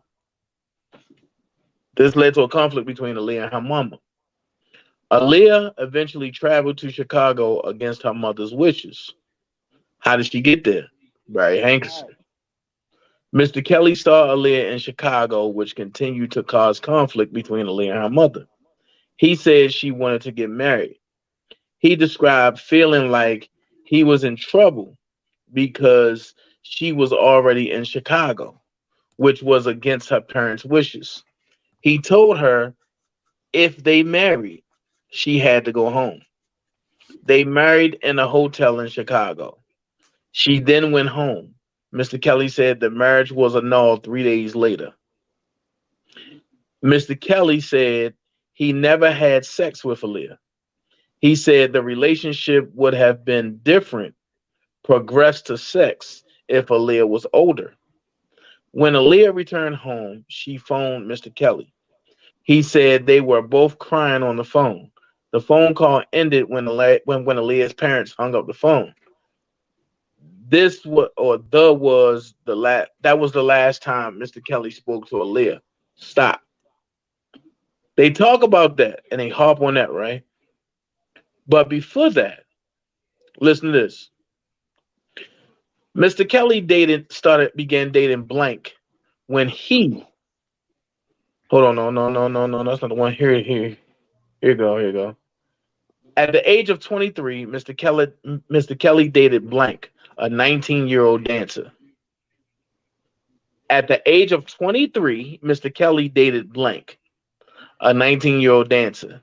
He described his relationship as different because he told blank that he was seeing other women. He said, "What my mom says still works, to be real. She continued to see me." He described blank as very freaky, as I was too, referring to their sexual behaviors. They filmed their sexual encounters. Mr. Kelly said this was the first time he filmed a sexual encounter.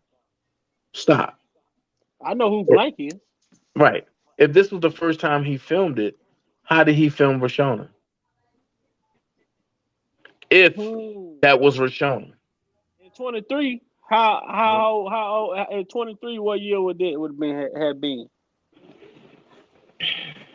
That would have been what? About 90, 91? Yep, 91. Because in 93, he was 25. But this is my whole thing I get from what you read earlier. But you missed the whole point. And the whole point is he was 23, she was 19. And then check what it says. Mr. Kelly said this was his first time he filmed a sexual encounter. He ended the relationship after 4 or 5 years after blank wanted more exclusive in the relationship.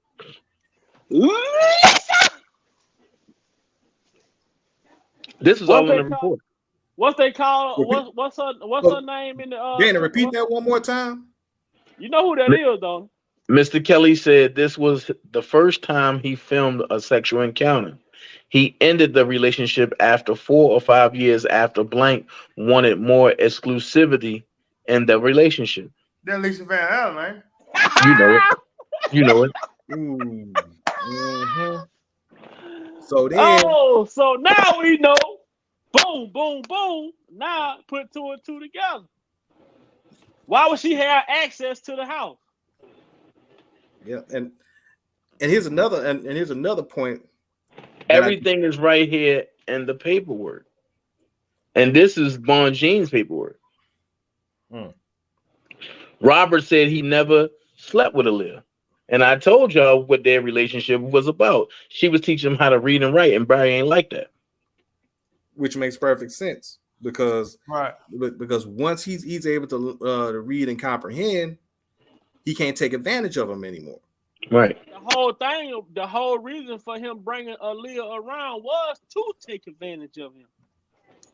So watch this. Put out this allegation. You know, if you ever try to leave, but they come with their certificate and say, look, you know, we got something to put out on you if you try to cut us out the deal. You know what I'm saying?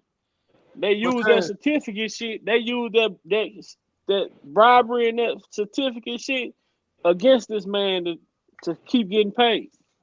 Right.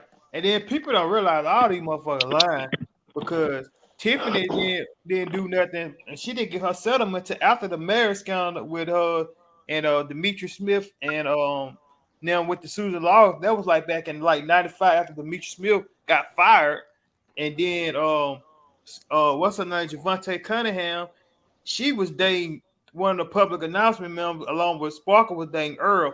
Not Andre, the other one. I think that's the one Javante was dating. So those two were like Javante lied. She was never around Aaliyah. She was around Sparkle. You're talking about Rick.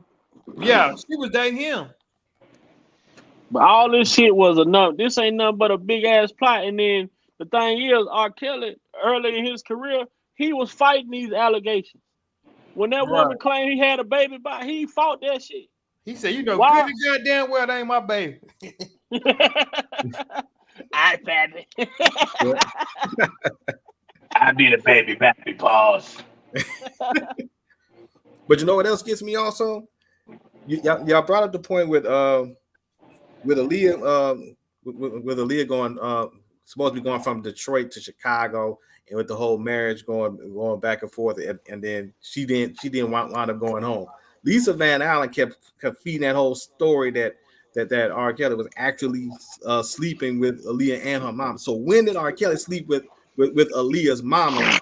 If she already went back to Detroit, he was already in Chicago, and they had a fallout with him. So when J-Rock, let me pick up on that real quick.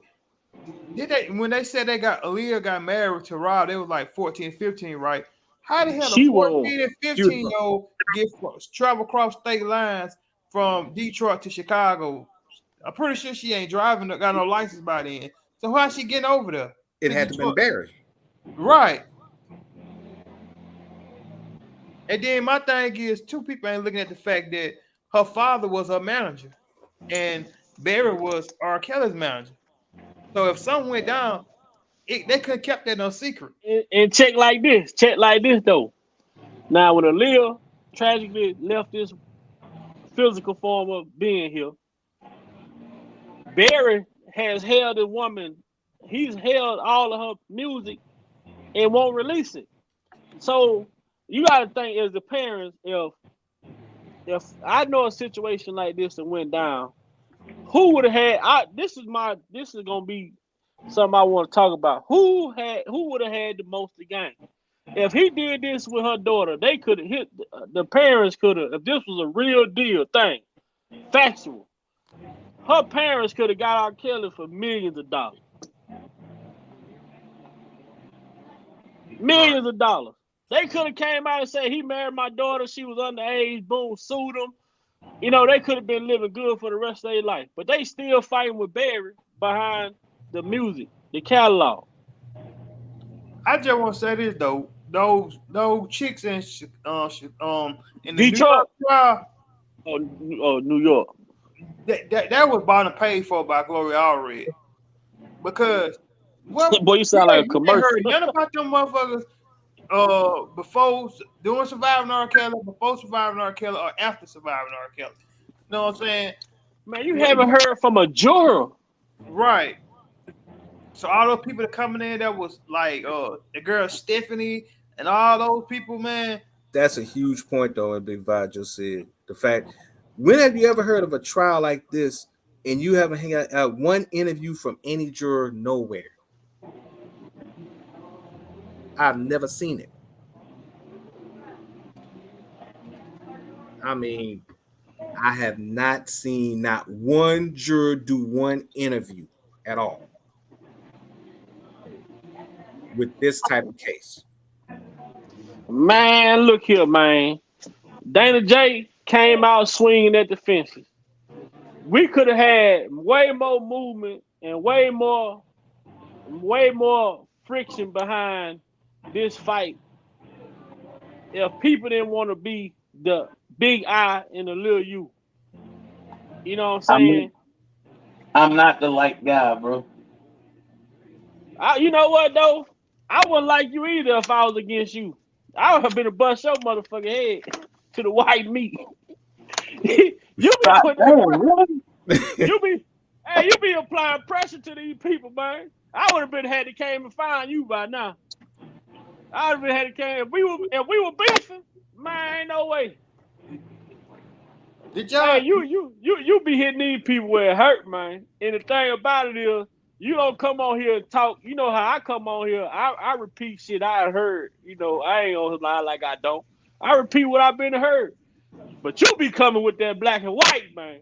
And that black and white be what's up for me. Appreciate it. But did y'all know what I'm saying? See, Jennifer Bogine, Ladies Motion.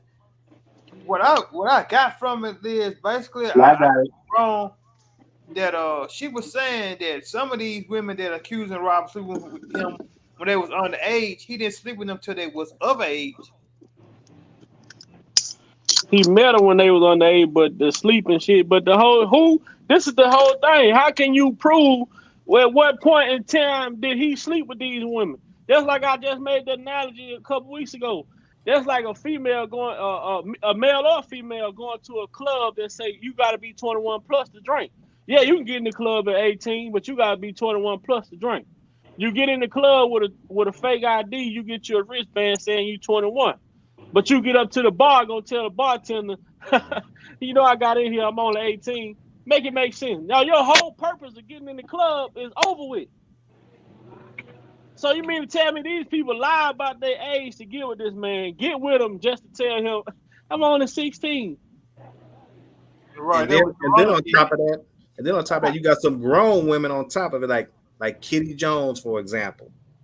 I mean, Kitty Jones worked at the damn radio station. Quit her job, stupid hoe. Yep. And like I said, one of my homegirls who worked at the local radio station back in my hometown, she bumped into Kitty Jones. Where you from? Where your hometown at, J-Rock? She down Bosco, Louisiana. I was in Louisiana. Hell, I got family down there around Alexandria and Baton Rouge. Okay. Right. Oh, we from that boot. They ain't even hear that, don't it? We from that boot. You talk about Baltimore, boy. But yeah, she bumped into Kitty Jones at a Genuine concert. Said she was hanging out, and this is the time she was. Man, hey, J-Rock, I'm sorry. Hold on, I digress. Don't bring up Genuine on here, man. Genuine doing bad right Hey, boy, not you don't do that to my boy, bro. Don't do that to my boy, bro. Hey, that motherfucker leg stiff and 2 crutches, boy. Go ahead, J-Rock.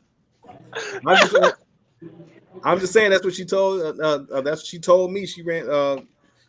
She ran to her at a Genuine concert, but she was still dealing with R. Kelly at the time, and she was hanging out with Genuine also. So was she also? Whoa! One thing I know, if she hanging in with Jizzle, she got fucked. My point exactly. That's exactly where I was going. She said she was hanging out with Genuine. She was hanging out with Genuine too. But how they believe everybody? All those people that came out against Rob, they groupies, man. there's some chicks that he probably But smashed and kept it moving. Because but look, think about it. Everybody that's, you know what I'm saying, for him, or the girls that didn't say nothing bad about him, they got something going for themselves. You know what I'm saying? These chicks ain't got nothing going for themselves. You know what I'm saying? What's her name? Faith Rogers. This female got a damn fans only page. She ain't got no job. She ain't in college. She ain't doing nothing. She basically, you know what I'm saying, working off a fan only page. Then you got her first attorney got convicted. right. So none of these. but look at this though. Look at this.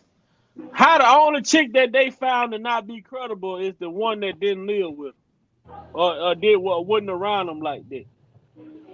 But everybody else, how they believe any of this shit? These other females, Geronda didn't live with him. She just said she was there. I don't know how the hell you're a victim and you come back 5 or 6 times. Then you said out your own mouth he wasn't a victim. After that damn first time, you wouldn't want to deal with it no more if the situation wasn't uncomfortable. I hate to say Snoop Dogg. They trying to get Snoop now. They trying to get Snoop, but this is my whole thing, and I'm gonna say this, and I'm gonna say this to the whole industry. I know this is a small platform over here. You might hear this, you might not hear this. But when y'all being quiet, y'all are being complicit, man.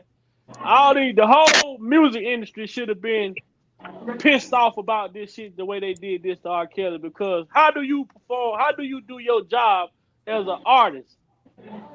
When I just showed y'all the other day, after the Money Bag, after the Yo Gotti show, all these people, the show was supposed to be cleared out. They had about 50 women just standing by the stage, trying to get access. How do you do your job as an artist when these women throwing themselves on you? And now here it go. If you do choose one of them, they run back and say, back in the day, these women used to glorify being able to sleep with a celebrity. Now these women trying to get with a celebrity just so they can go file a lawsuit. Back on the lawsuit. With her ugly ass. Oh, I can't stand her mop head, big head ass. I can't. Boy, she get all red for you. You got all that shit set up like that. Then she on Bill Cosby like shit. Bill Cosby can't even get hard no more, man. Why you chasing this man, man? Yeah, I noticed something though. Dream Hampton and Tamara Simmons, Tim Savage even said he knew that them motherfuckers they was lying, right? And all this shit that happened to Rob, you don't hear shit from Dream Hampton, big fat ass no more. Oh no, yes she did. And she said something last week. Yeah, she put somebody on Twitter. And she said when she seen Rob talk about, but they should have did this shit 30 years ago. She took that personal and said, "Oh yeah, bitch, yeah." No, they mad about it and not understand the reason why he said they should have did this 30 years ago. And he was talking about planting his voice planting his voice into the world. You know what I'm saying? They should have never let him put a song out ever if they wanted to silence him. I'm just gonna be real. You can't mute that man. Ain't no fucking way, man. I be bumping that Kel. I be pulling up. Hey, wait till I do that. What they call in the studio, in the studio on TikTok. I ain't got now, but I'm gonna do one because I got mirrors all over my house. But I'm gonna do one. I'm gonna have the mic in front of the mirror. I'm gonna say, standing here looking in the mirror, saying damn to myself. I should have known the day would come. They were gonna get Gloria already. And all the shit they put me through. Boy, look here. Boy, I'm gonna go off in the studio. You hear me? I've said it before and I'm gonna say it again. Trying to mute R. Kelly is like trying to put Niagara Falls in a drinking glass. Good luck with that shit. Yeah, that shit. Hey, you can't drink all that water. Then I seen somewhere they said some Charlie Wilson was, talking bad about Kel. This motherfucker on tour singing how you doing? My name is Charlie. Can't even stand up, old ass. Can't even stand up with his funk ass, dope fiend, crackhead motherfucker. Nah, his leg broke, bro. Huh? His leg broke. Because he sold a brand new Lincoln outside, paid for it cash. Give me everything you got. He's stupid, man. That motherfucking cracker thought he could fly. I I don't give a fuck. Nobody say I got the coolest president in the world, bro. Who? I know you ain't talking about Sleepy Joe. Man, I slap you in your head, man. Fuck Brandon. I know you ain't talking about Sleepy Joe. Hold on. But they said that nigga was doing air handshake. He gave a statement. It said nigga turn around and shake a motherfucking hand with nobody there. Yo. I said, man, you lied. Dude showed me the video, bro. I was done. He said wife grabbed his ass and pointed him in the right direction to get the fuck out of here. I say My problem with him is if you're the president, and you can't balance yourself on a bicycle. Man, I don't know. I gotta. Yeah, hey, y'all see that shit? Vince McMahon, he retired. I think they forced that man after them allegations. They forced that man to retirement. That's what I believe. Shit, I retired too. You got all them allegations at you, nigga. I'm getting the fuck out. Vince McMahon about to pull a Russell Simmons. Yo, he about to get the fuck out of here. See, Jeffrey Epstein. Jeffrey Epstein pulled that motherfucking. Jeffrey Epstein pulled that scene from Life. The coolest president that he was supposed to have paid out. The coolest president ever. That motherfucker come out laughing. Trump. You already know. I fuck with Trump. Yo, you earned more money under Trump than you did any everybody else. I like a motherfucker who's straightforward with me. If you don't fuck with me and you tell me you don't fuck with me, I respect you. I don't like a motherfucker who don't fuck with me but act like they fuck with me. Man, Sleepy Joe need to go to sleep, man. He need to get. Man, that nigga finna have an 81st birthday, man. That nigga had 7 COVID shots. Well, that motherfucker extraterrestrial right now. That's one of the reptilian people. Right. Yeah, he a pin cushion. He said a pin. What the fuck? Yeah, you stick like you sewing. You just stick the old pin up in there. He has 7 shots. Shoot, he a pin cushion. Goddamn, Lil Mac, what y'all got going on over there? Oh, that ain't me. That's me. What you got going? Oh, you listen to Trump got his own cell phone company, Patriot, some shit. Yep. But I'm about to go. But I'm about to see how I can sign up. You already know. I ain't calling you on that shit though, bro. Just keep that regular shit. What? I ain't call you on no Trump phone, man. They finna have anything dealing with Trump. They finna have that shit wiretap. Man, look, check this out, bro. It is what it is, man. You can't be scared, man. When you figure out how to get one, let me know, because I'm going to get one too. Right. They say that bitch got the best internet service and everything. The guy I work with got one. How did he get it? I don't know, but he got one though. He got a Patriot phone. I say, man, I fuck with Trump. He said, you fuck with He said, you like Trump? That motherfucker talked to me for 3 hours. Why Cash John went no co-defendant with Don Russell? They ain't use the text message. Well, it's coming. Oh no, Cash Jones testified under oath against his ass. That way, that believe what happened. There ain't no way she should have went down with him if he did something. Oh, she got that co-conspirator jump. What Charleston White say? He told y'all about them co-conspirators, man. That dude crazy as hell, man. But some of that shit he be saying be making sense though. But some of that shit he said be off the wall. Yo, Charleston White crazy. Man, fuck Jay-Z. Give me $500,000. I laugh every time I see that shit. Man, fuck Jay-Z. Give me $500,000. They said, dude, I fake. Yeah. That ain't real eye. It popped out. No, he said something. He also hit him in his eye, some shit. Oh, So Patriot Mobile was on T-Mobile. Oh, you the shot over there and figured it out, huh? Oh, you already know. I'm gonna find out. $55 a month for 22 gigabytes, 4G LTE, 5G data. And all 55. this, Oh, okay. $55 unlimited. Patriot Mobile. and that come with all Nancy Pelosi email conversation. Trump ain't playing with these people, man. Man, he about to fuck them all up. Especially after what they did to hold on, Patriot Mobile got customer service? Yeah, he got all Patriots working for him, man. Patriot Mobile SIM cards and plans must be purchased directly through the company's website. The MVNO charges a $30 activation fee per line. That's not bad.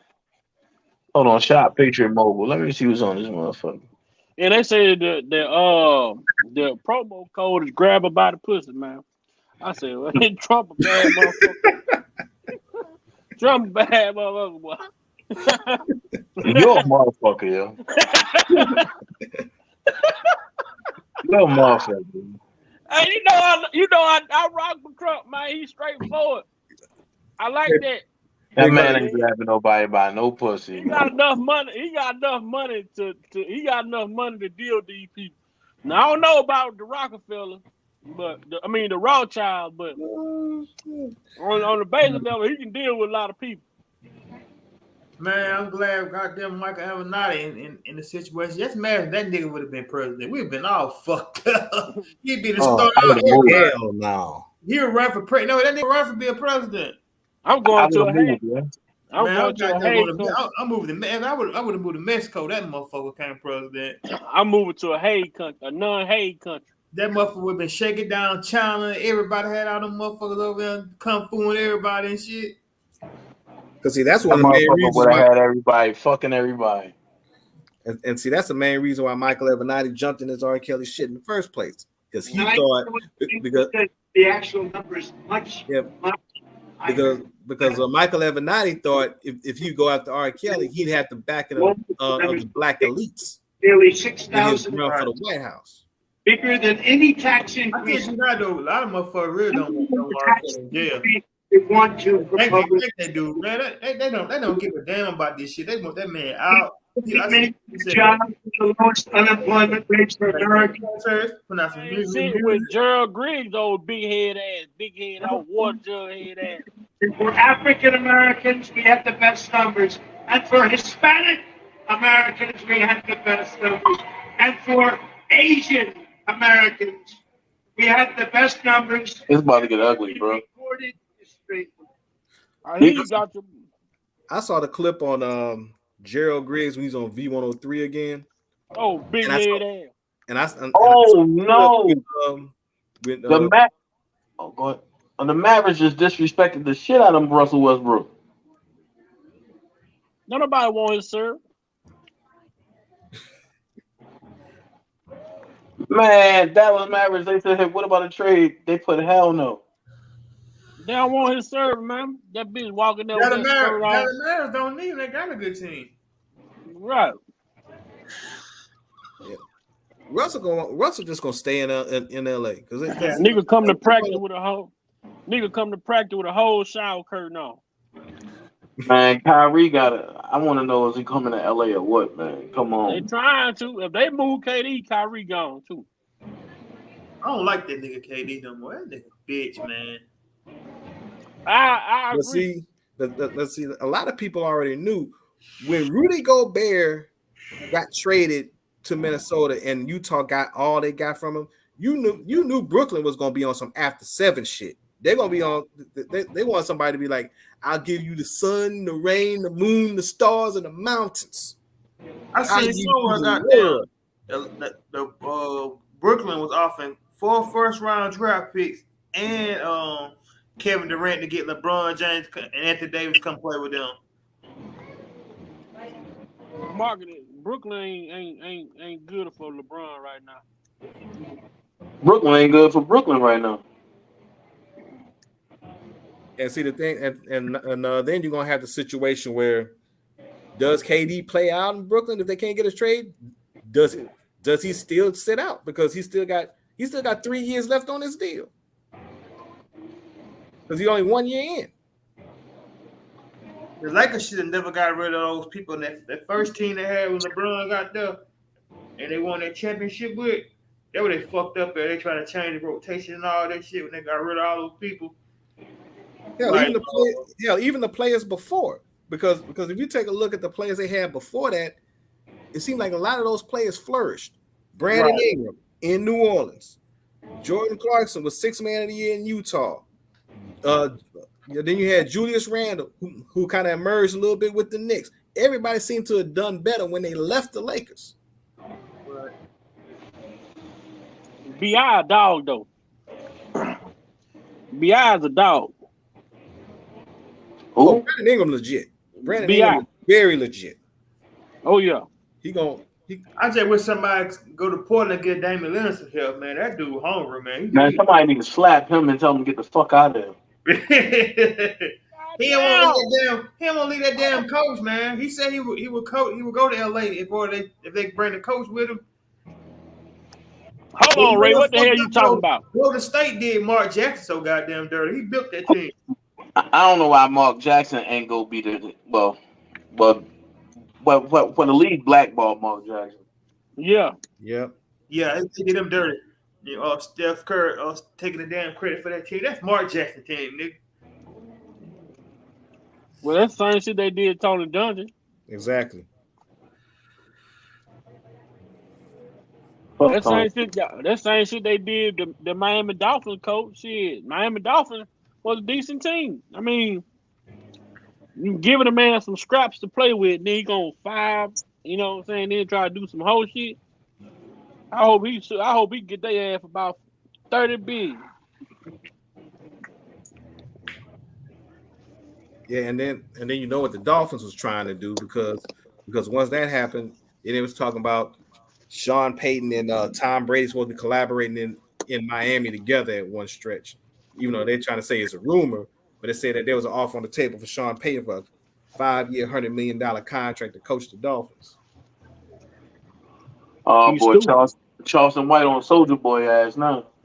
You gotta see, he pepper sprayed their head.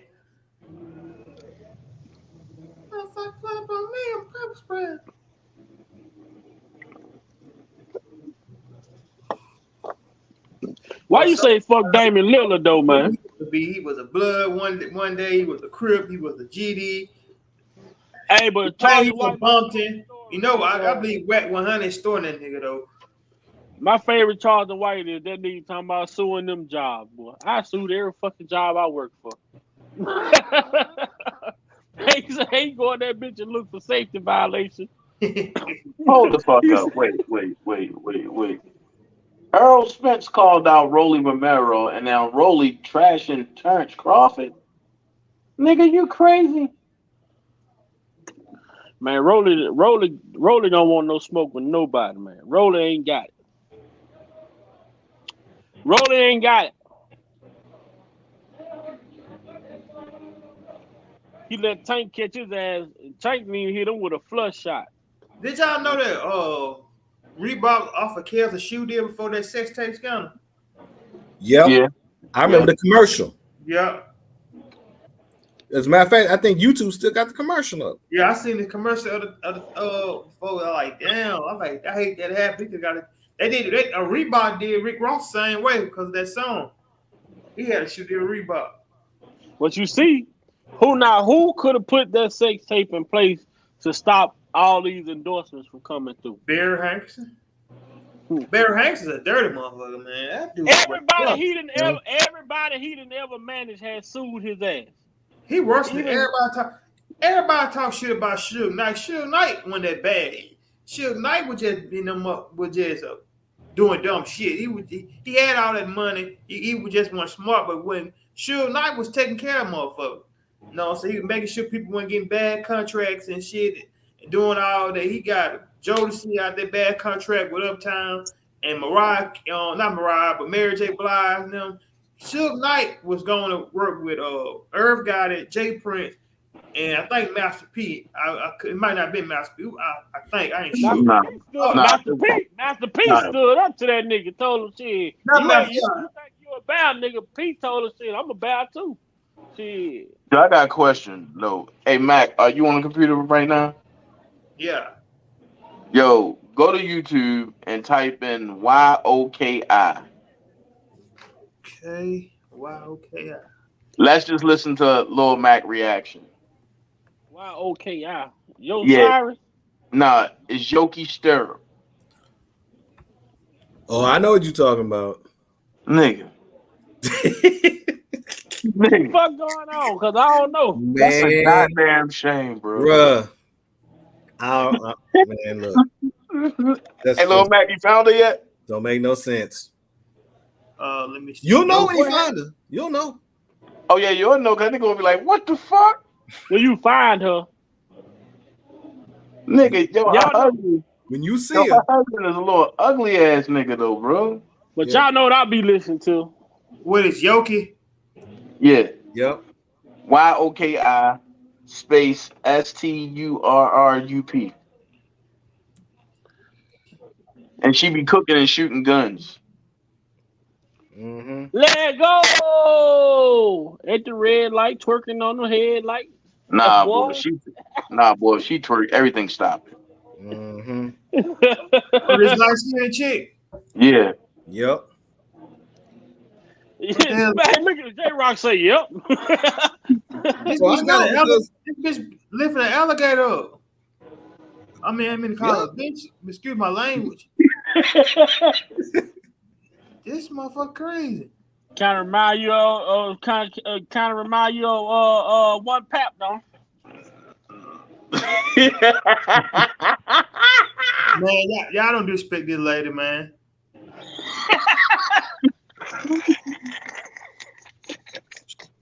Hey, Matt. Hey, Matt. Oh, you see when she's shooting a gun? I'm finna look that up now. Is that the video? What was going on? The butt was jiggling. What are you talking about, man? I can't look at I'm on the phone, man. You're going to have to send me the link. I'm going to tell you like this. You got to for yourself. Check out a couple of those videos, especially ones where she in the kitchen cooking. Oh, my God, bro. She in the kitchen cooking? Them little outfits she got on, dude. Yo, man, you know what?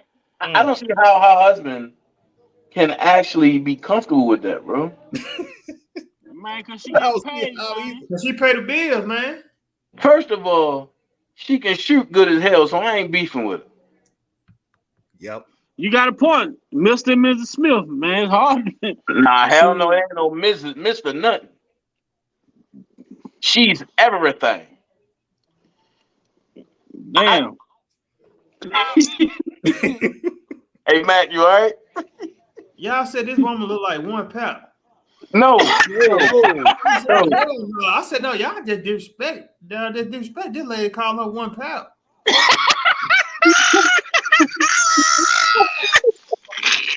Sometimes I want to give my mom a special thanks for allowing me to come over and use the camera on. Let me see. Can you show it on the screen? Hey, Matt. Special, but it's one of my favorite meals. Look at the way the body put together. Style. Yeah, that's all natural. Ain't paid for nothing. You talking about like squeezed lemons? Natural like squeezed lemons? Man. She all natural. Few ingredients on here. That's all. I told you, that's all natural. Man, she ain't a part of the dream team. Fuck her. Shit, I'm trying to get a part of the dream team.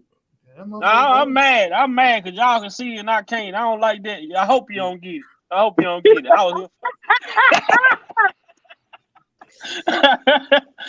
You gotta give me your number to park here. Well, I'll tell you what, she got to be recruited. I can't give you my number because I'm married. What'd you say, Mac? What that? Oh, yeah, that's right. Mac stuck right now. So, yeah, she right. I know what that means when niggas say, man, that motherfucker right, boy. Yeah, I know what that means. That motherfucker right. You got Hey, y'all can't be on this corner using Lord to sell pussy. Man, Oh, motherfucker. Like, who you talking to? Boy, watch this. The nigga said I was selling pussy. Oh, shit. Yo, Man, I'm done, bro. Man, little Max say she right. I say, boy, I'm over here. What's her name, Dana? I'm going to look at her. Yoki, YOKI space stirrup. STURRUP. Well, I can't be looking at that stuff, man. Y'all already know. Y'all trying to get me in, man. I got enough shit going on in my life right now, man. how much current activator you think TM Savage use, J-Rock? Shit, About a half that a pound a motherfucker, week. that ain't activated, man. That motherfucker, he the only motherfucker getting lard. That grease.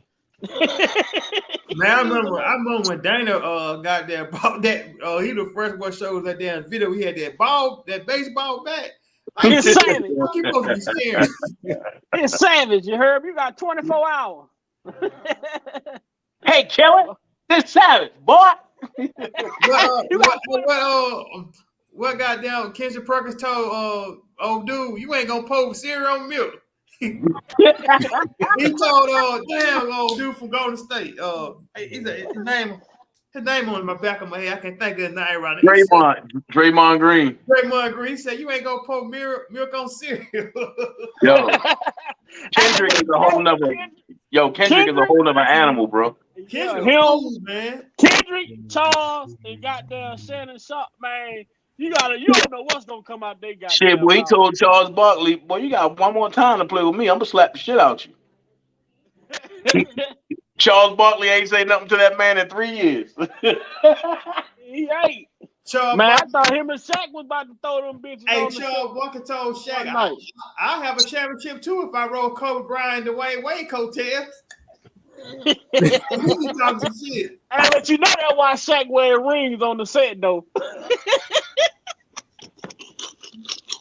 But y'all imagine if Shaq would have stayed healthy and him and Kobe would have been beefing, man, them niggas would have had about 8 championship rings. Man, Shaq and Penny, man. People give Kobe that, but Penny, man, Shaq to play with. Shaq to have some good roll, good wings, man. Penny, Kobe, D Wade. Yeah, Penny was bad. Penny was cold too, now. Oh yeah, Penny was cold. D-Mac was cold too. That nigga had 13 points within 13 seconds.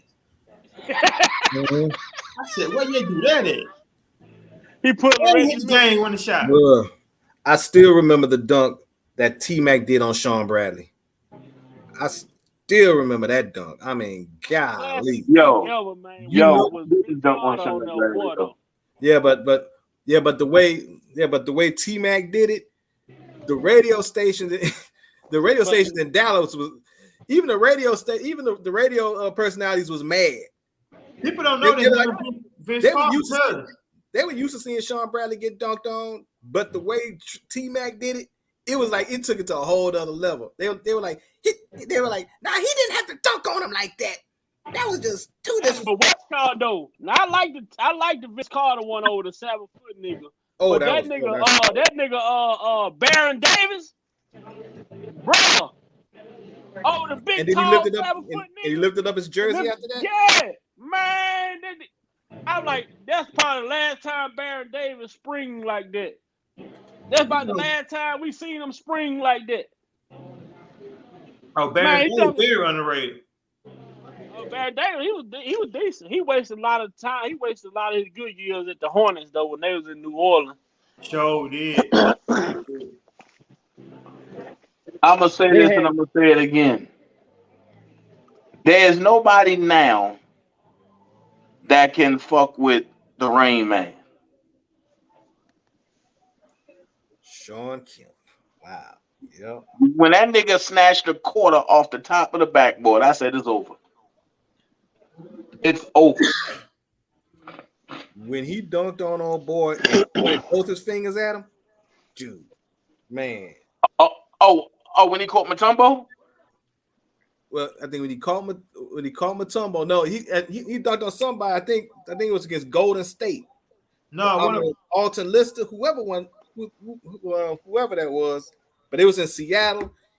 He cocked that ball all the way back, yoked on him, laying on both feet, and point both his fingers at him when he fell out of bounds. See, this is why Dana J. I'm gonna tell you this.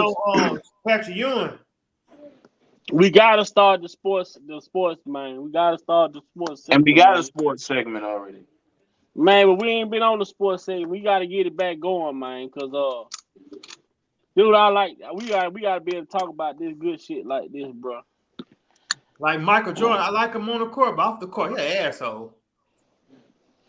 I mean, I like the Jordan, but I was more of because the way I was taught to play basketball, I was taught to play more like Scotty.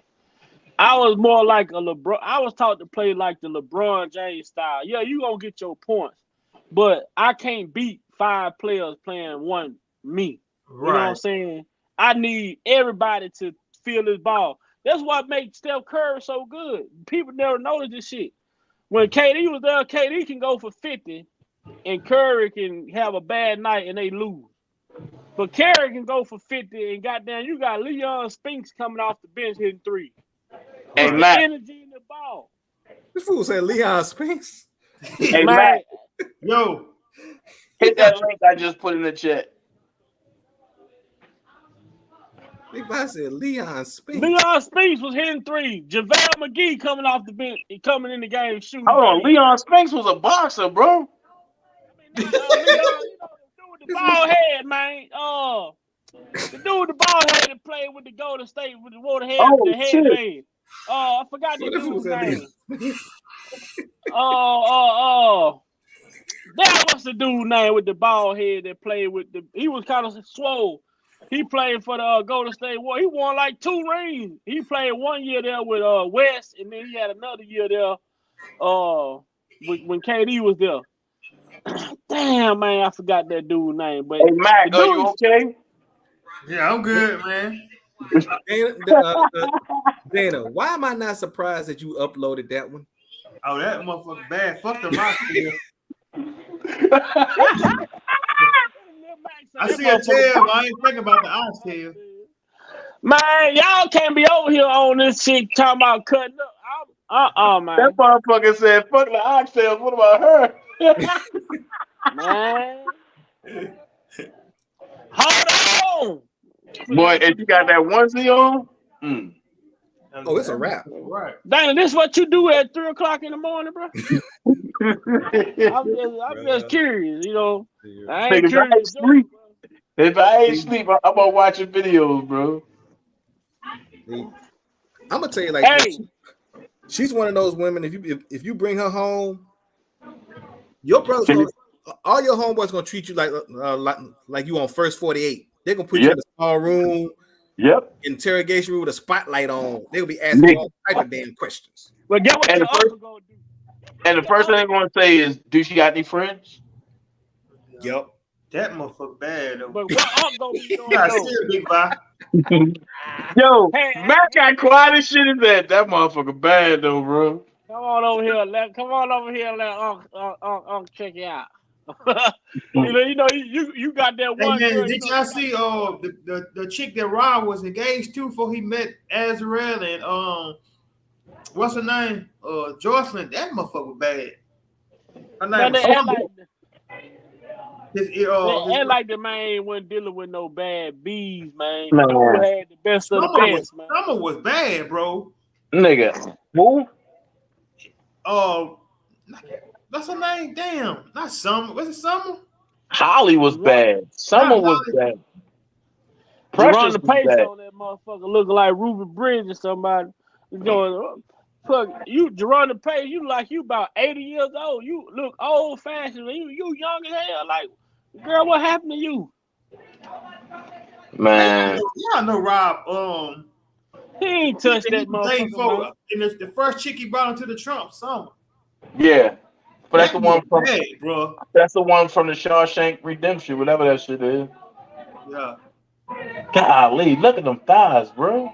Look at them thighs. Ain't nobody cooking no food, man. What the he ain't talking about no thighs, no cooking thighs, chicken thighs, big rock.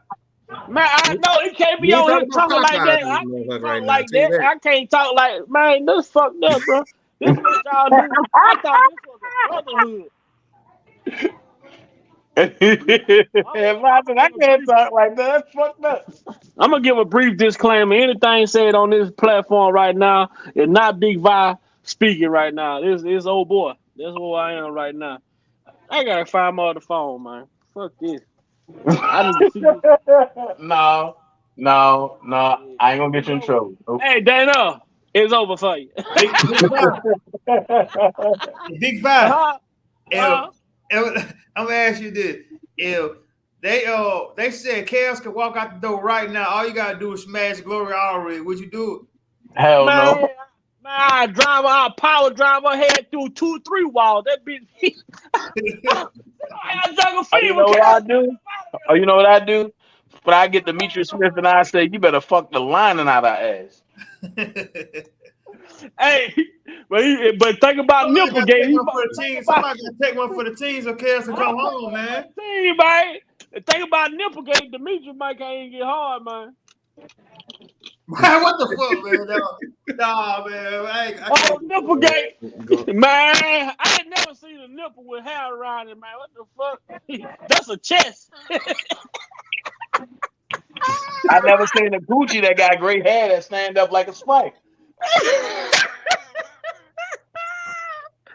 You was looking at a raccoon, man. Y'all wrong for that shit, man. Shit, I was confused. Man, I didn't know what the fuck it was. Man, there ain't no way I can roll up on Gloria already. That woman looked like a ferret in the face, dog. Man, you know why you hit her from the back and smash her head in the bed? Can you breathe? Okay. Your ass going to jail. Man, how can you get with a woman that got a turkey neck and walk like a chicken and looks like a ferret in the face? If it walk like a duck, it quack like a duck. 9 times out of 10 is a duck, J-Rock. But it's under the circumstance. Now, don't act like you ain't never took one for the team. I'm just saying. We all on here. We all men. I ain't gonna lie. I kid you not. Y'all gonna laugh at this shit. Before. I can't stand her though, but she got a fat ass though. Hey, Gail King got a fat ass, man. I can't stand her. I no cap. She got a fat ass. Hey, Mac, I wouldn't fuck up with your dude. I wouldn't smash. I'm just saying though. She got a. You can't say that, bro. You can't say that, bro. Danny, don't say that, bro. Man, come on, man. Y'all know y'all looked at that booty before. Go to sleep and wake up and she got the thing in the thing. You gonna take her down through there, right? What Smokey said, man. Y'all know y'all looked at her booty before. Dana, if you with GK, right? And you wake up and she got the thing in the thing, you gonna take her down through there, right? Hell no, she got the thing in the thing. She gonna get my ass fucked up. Hey, Dana, you know what I'm talking about, bro. Y'all niggas. What happened in New York? What happened in New York, Dana? See, I woke up, she had my in her mouth, so I just took her down through there. Dana said they did it like 66 times. God, stupid, man. They goddamn Jasmine. That bitch like a Gerber baby. Hey, Mac. Hey, Mac, check out that link I just put in there. Hey, Lexi, I just put it in there, Lex. Where you at, man? They goddamn Jasmine look like a Nah, man, you just did not put in another one. Oh, my God. That's the one that Jesus came back on. Boy, I'm hollering, boy. No, you didn't, Dana. Hey, what now? How was that ride, Dana, from Atlanta? How was that ride from Atlanta to Chicago? Hey, this motherfucker make your nature ride. What can I say? Feel my nature ride. Hey, people, I gotta see this motherfucker though. Yeah, nature ride. I'm going back hitting all these links when this shit over with. She gonna make your nature ride, boy. I'm going back hitting all these links when we up out of here, boy. Why? I'm hitting every link Dana is dropping here. It's over for you. Shit. Not Dana, I got a question to ask you though. YouTube channel. Yo. How was that ride from Atlanta to Chicago? Did nothing take place on the bus? Did nothing happen on the bus? It was cool. I was asleep. Oh, she ain't pull it up. She ain't try it on the bus. She just wait till y'all got to the Airbnb, huh? Right. Damn, man. All right, Lil Mac, what's your thoughts? What's that? About on the a scale I of just 1 to told 10. you, man, like Chaos say, man, she make them nature ride. On a scale from 1 to 10. On a scale of 1 to 10. And that motherfucker past 10. Bro, that's like a 55. Bro, like a 55. Shit, she got that. I give her a 60. Man, dude, she bad. She bad, and she can cook too. Yeah. That's a. Is she a cougar though? Is she a cougar though? Nah. Yeah, I don't want her. Nah, she might. But her first husband beat her up though. But her first husband beat her up, and because she said that she wanted the she believed in only dealing with a one man. Nah, she ain't no cougar though, man. So she was married. So damn, I didn't know she was married before. Yeah, and she was married to a younger dude, and he beat her up. There's no way. Know this motherfucker? There's no way that I will put my hands physically to hurt this specimen. No. Indeed. So you would. What about KFC? Who the fuck is KFC? I know. Are you talking about 95 all beef patties? Hey man, did y'all see that damn video with Dr. Rice? He was on Dr. Rice. Everybody kept fucking with Dr. Rice about the jab and shit. Dr. Rice said, y'all leave me alone. I like to have sex. What's wrong with that? What's wrong with having sex? I like Dr. Rice said. That dude funny, man, for that shit, though. Rice-A-Roni? Oh, Rice-A-Roni, Versace Rice. That's what I call him. No, Versace Rice. Yo, Uncle Ben made her clean his house, fucked her, and then made her use the bathroom outside. Outside, a mile away from the house. I'm down outhouse. Yeah, that's fucked up. At least Dana did give her a royal treatment, though. Shit, man. That's crazy, man. Yeah, damn, Dr. Rice say shit, he had to get him. That motherfucker probably ain't got off for so long, he probably bust on her ass and went straight to sleep. Man. He said, fuck that intelligent conversation. I want some 12 play. They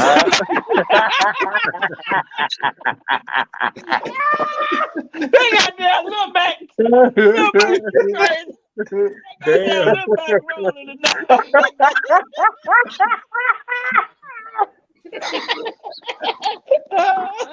Oh, shit. I'm not fucking with y'all, yo. Y'all niggas crazy. That goddamn motherfucker. Uncle Ben crazy. One. Yo, no Max said, fuck that 12 play. I mean, fuck that intelligent conversation. That was a 12 play. Well, here you go, little Mac. One, you come in my house and clean. Two, you start rubbing my thing. Three, you take off your clothes. I'm finna feel your fantasy, girl. Oh, no, she gotta get in the shower first, though. No, he ain't make her shower. That nigga, oh, man, that nigga smell like Geritol, man. he ain't make her shower or nothing. Dr. Rice got straight in it, boy. Hey, Matt. Yo. Go to 24:47 on the video that I just sent you. I just put in there for you. Hey, nigga. Hey, Dana, remember this right here? Dana called me about 2 in the morning one night. Hey, man, go to this page, man. Watch what's going on.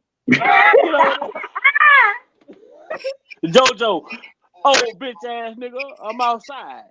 I'm outside, you bitch ass nigga. Fuck you talking to? And I'm gonna sit out here and drink my goddamn liquor until your bitch ass come home. That motherfucking bad boy gonna say, well, if that's you, flash your light. If that's you, blink your flashlight. Now you gonna just judge it? Boy, these motherfuckers on YouTube, boy.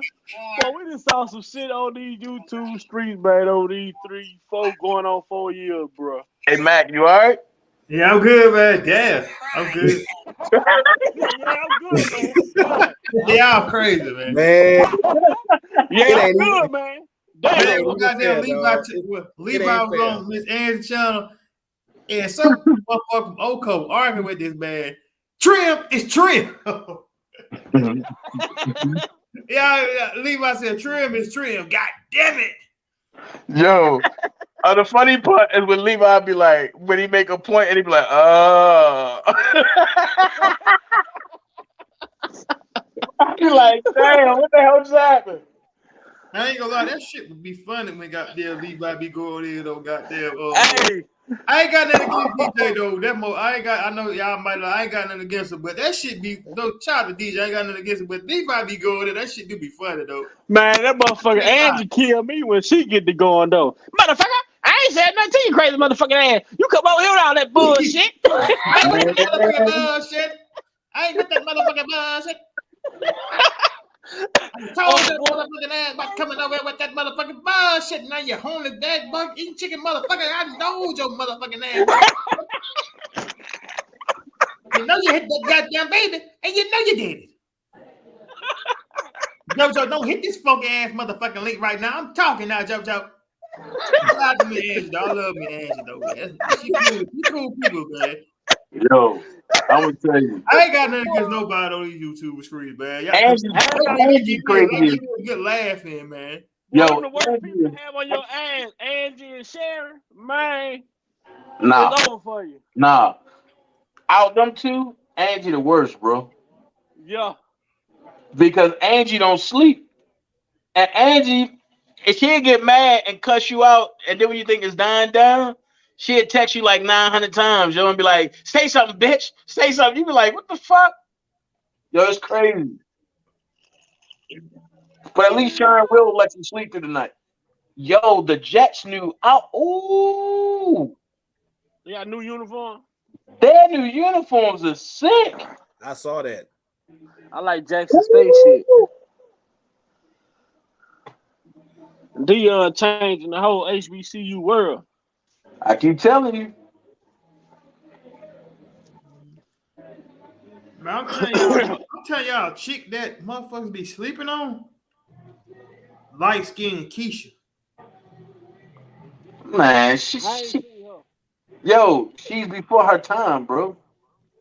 Right. Hey, I gonna tell y'all know who I've been listening to lately, man. I ain't gonna lie, man. That goddamn Glorilla, man. I don't know what it is, boy. That's a ratchet hoe that I'll be finding myself listening to this girl music, man. Hold the fuck up. Cool Ray make good music too. Wait. A ferret can fly? Well, you saw Jasmine fly, then. Boy, you stupid, man.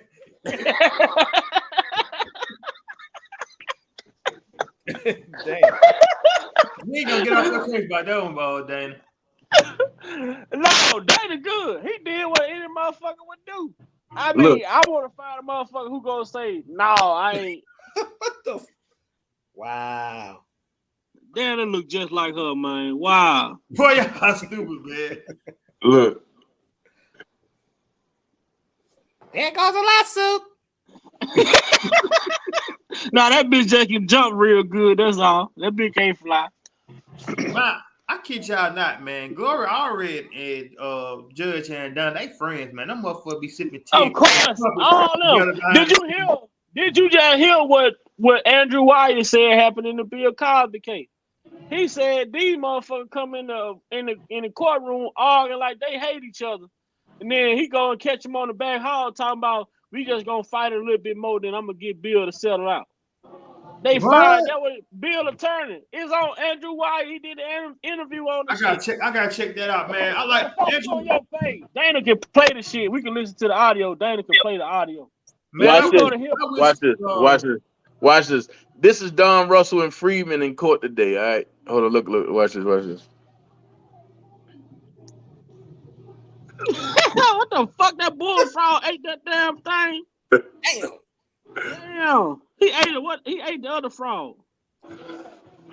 Damn. And then drug his ass. Fuck. Man. What's up, Faces and Beyond? She related to Charles Barkley. Man, You related to Charles Barkley? Faces better be glad that she's single. Man, she married. Charles Barkley from down my way. That's what I meant to say. She married. Faces better be glad she married. Now you ain't finna get on Big Vibe opinion shooting. All right, put that gun up, motherfucker. You pressed on about Jasmine ugly. Y'all wrong for that shit, man. Man, Jasmine or something, but that's man. Why y'all keep bringing that goddamn girl up? Cause I'm on this motherfucker. Man, that Big Vibe. I ain't got nothing against that girl. I thought they said that was her. They said that was her on that Gerber baby. Infamy. You know that little commercial and shit. I say, man, she looked like a damn. I don't know, man. But like I said, I did say this though. Ain't no motherfucker finna tell me they gonna stop in mid-stroke if that's what they wake up to. Nigga, when I woke up to that head escapade, I'm not stopping shit. I'm gonna take your ass all the way through that motherfucker. Then they got speeding tickets and everything. Speeding tickets? Shh.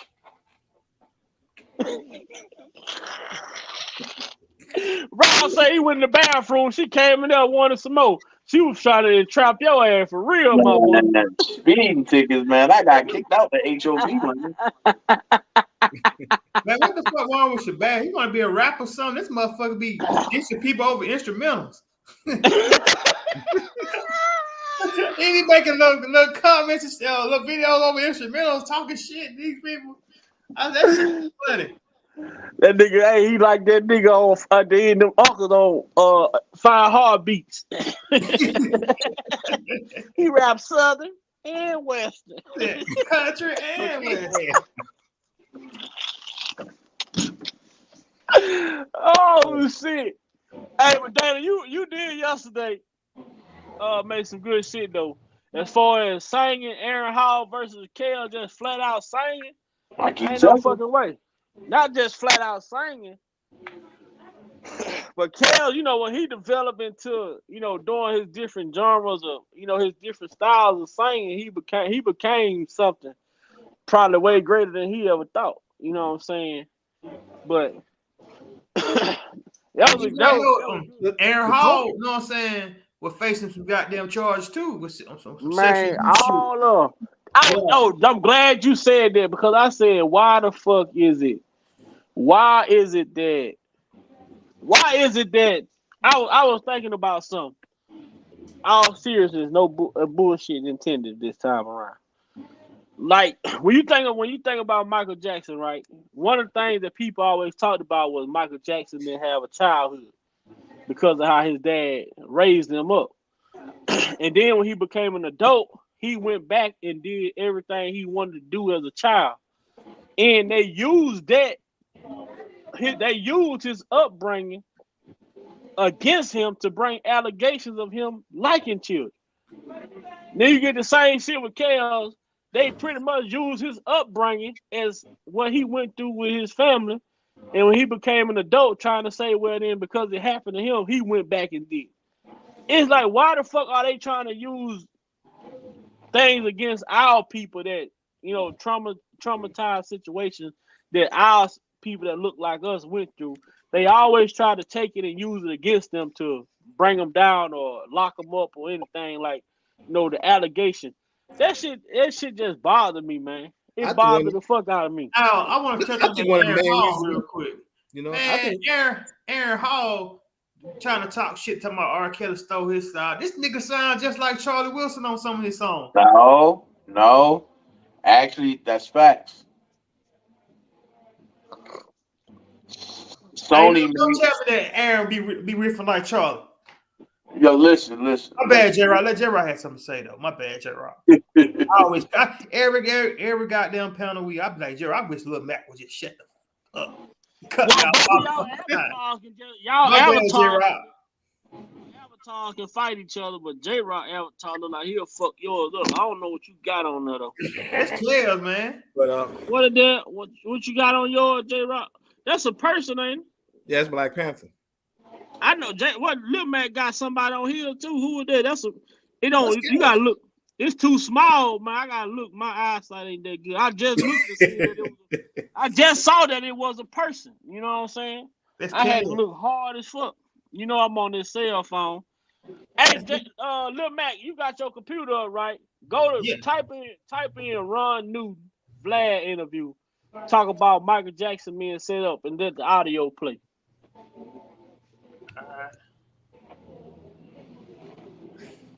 The man talked about them trying to use him to set Michael Jackson up. Then he supposed to be a part 2 to the interview. He was dead the next week.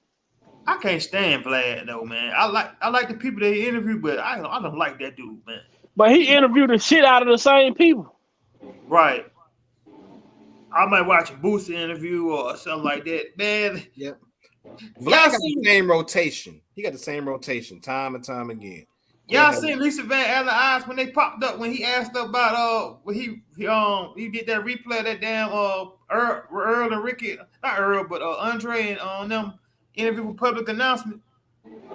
She like, well, you know, Rob told me to do this, Rob told me to do that. That motherfucker eyes bucked like a goddamn deer. Because she was gonna pull that. She was lying. What you said was J-Rock? She didn't think he was gonna pull that video. It's Ron Newton. Ron Newton. And then he talks about Michael Jackson, you know, them trying to get him to set up Michael Jackson. Yeah, but Vlad know she was lying. He had the pictures. He had all the proof. You know, somebody had told the people that he had pictures of his kids at Michael Jackson house and shit. And whoever he was cool with went back. They was talking to the investigators and told the investigators, y'all might need to get Ron Newton over here. You know, he got pictures and shit. They offered him like $250,000, $250,000 for the picture. Just to use the picture to say, well, here's a picture of the man's son in Michael Jackson bed with no shorts on. You know, he just had on a diaper or underwear, one or the other. But he didn't have no shorts on. But had Michael Jackson glove on. What the fuck? He got all the pictures. He showed all the pictures and everything. That nigga look like Aaron Hall. Yeah, hit. So Joe Jackson signed the Neutron to Jackson Records. Yes, sir. Now, but the Jackson 5 and all them, they were signed to Motown. Yeah. No, they were gone then. Oh, they were gone by then. Yeah, they were gone. Okay, and Michael Jackson had his deal with CBS. CBS. Okay, so Jackson Records was something that Joe Jackson, that was his own Michael had project. put his money with. It was Jackson family money, Captain, everybody's money. Okay. So you now Michael, signed. because at that time Joe had Janet Jackson. Janet Jackson. Was Okay, on and Latoya. Oh, Yeah, they were on Jackson Records. Yeah, they were on Jackson Records. Okay. So now you're assigned to Joe Jackson. Right. And I have managing with him because we cousins. We found out he was cousins from Pine Bluff, Arkansas. So he said, okay, we cousins. I'm gonna split the management with you and pay me. Make sure you guys is all right. Okay. And what was it like doing business with Joe Jackson? I love him. Joe Jackson, yeah. He got everybody saying he had to be hard on his boy because he didn't want to get in trouble. My situation was different. I was a gangster. Joe was a working man. I didn't really believe it. Oh, hey, Big Vi gotta say this real quick. This nigga look like a mixture of Ron Isley and Aaron Hall. I had to say this, man. Yeah.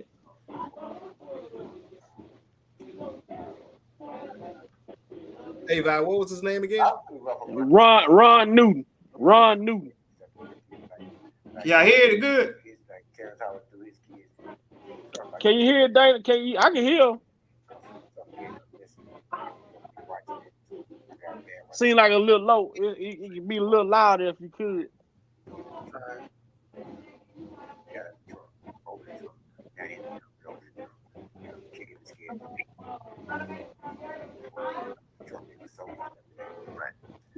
So now the Neutrons is signed to Jackson Records. Right.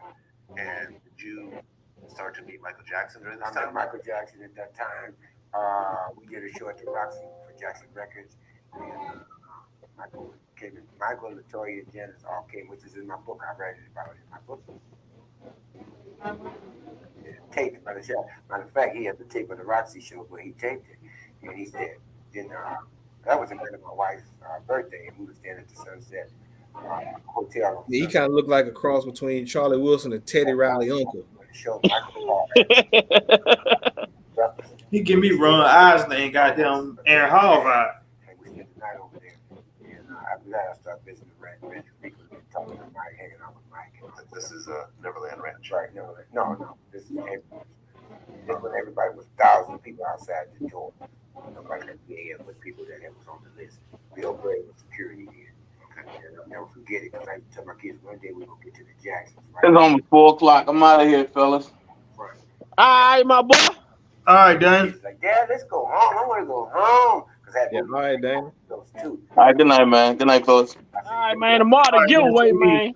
A bunch of flowers from Joe Jackson's front yard. And I said, I'm going to play on these I flowers. think I'm going to go ahead and lay it down too, Big Bob and Lil Mac. But we went down to, All right, I'm gonna get off at 2 after the interview play. and my kids said, yeah, but All right, J Rock. Appreciate it, man. oh, not a problem. I'm definitely gonna check that out later on. All right, we doing the giveaway today. Later on. All right. eyes, they were like amazed. That was the greatest thing I ever did for them in their life. It was better than money. They was going to see the greatest that ever did it, Michael Jackson, the king of pop. My kids were like, oh, Dad, you pulled it off. Oh, Dad, we love you. And then Michael came out, they hugged him, and they all ran around their Encino Ranch and just having fun playing with Louis the Lamb. And he had a great big old snake. And I don't know if his name was Joe, but I think it was Joe. I'm not sure. Yeah, the snake named Joe. Yeah.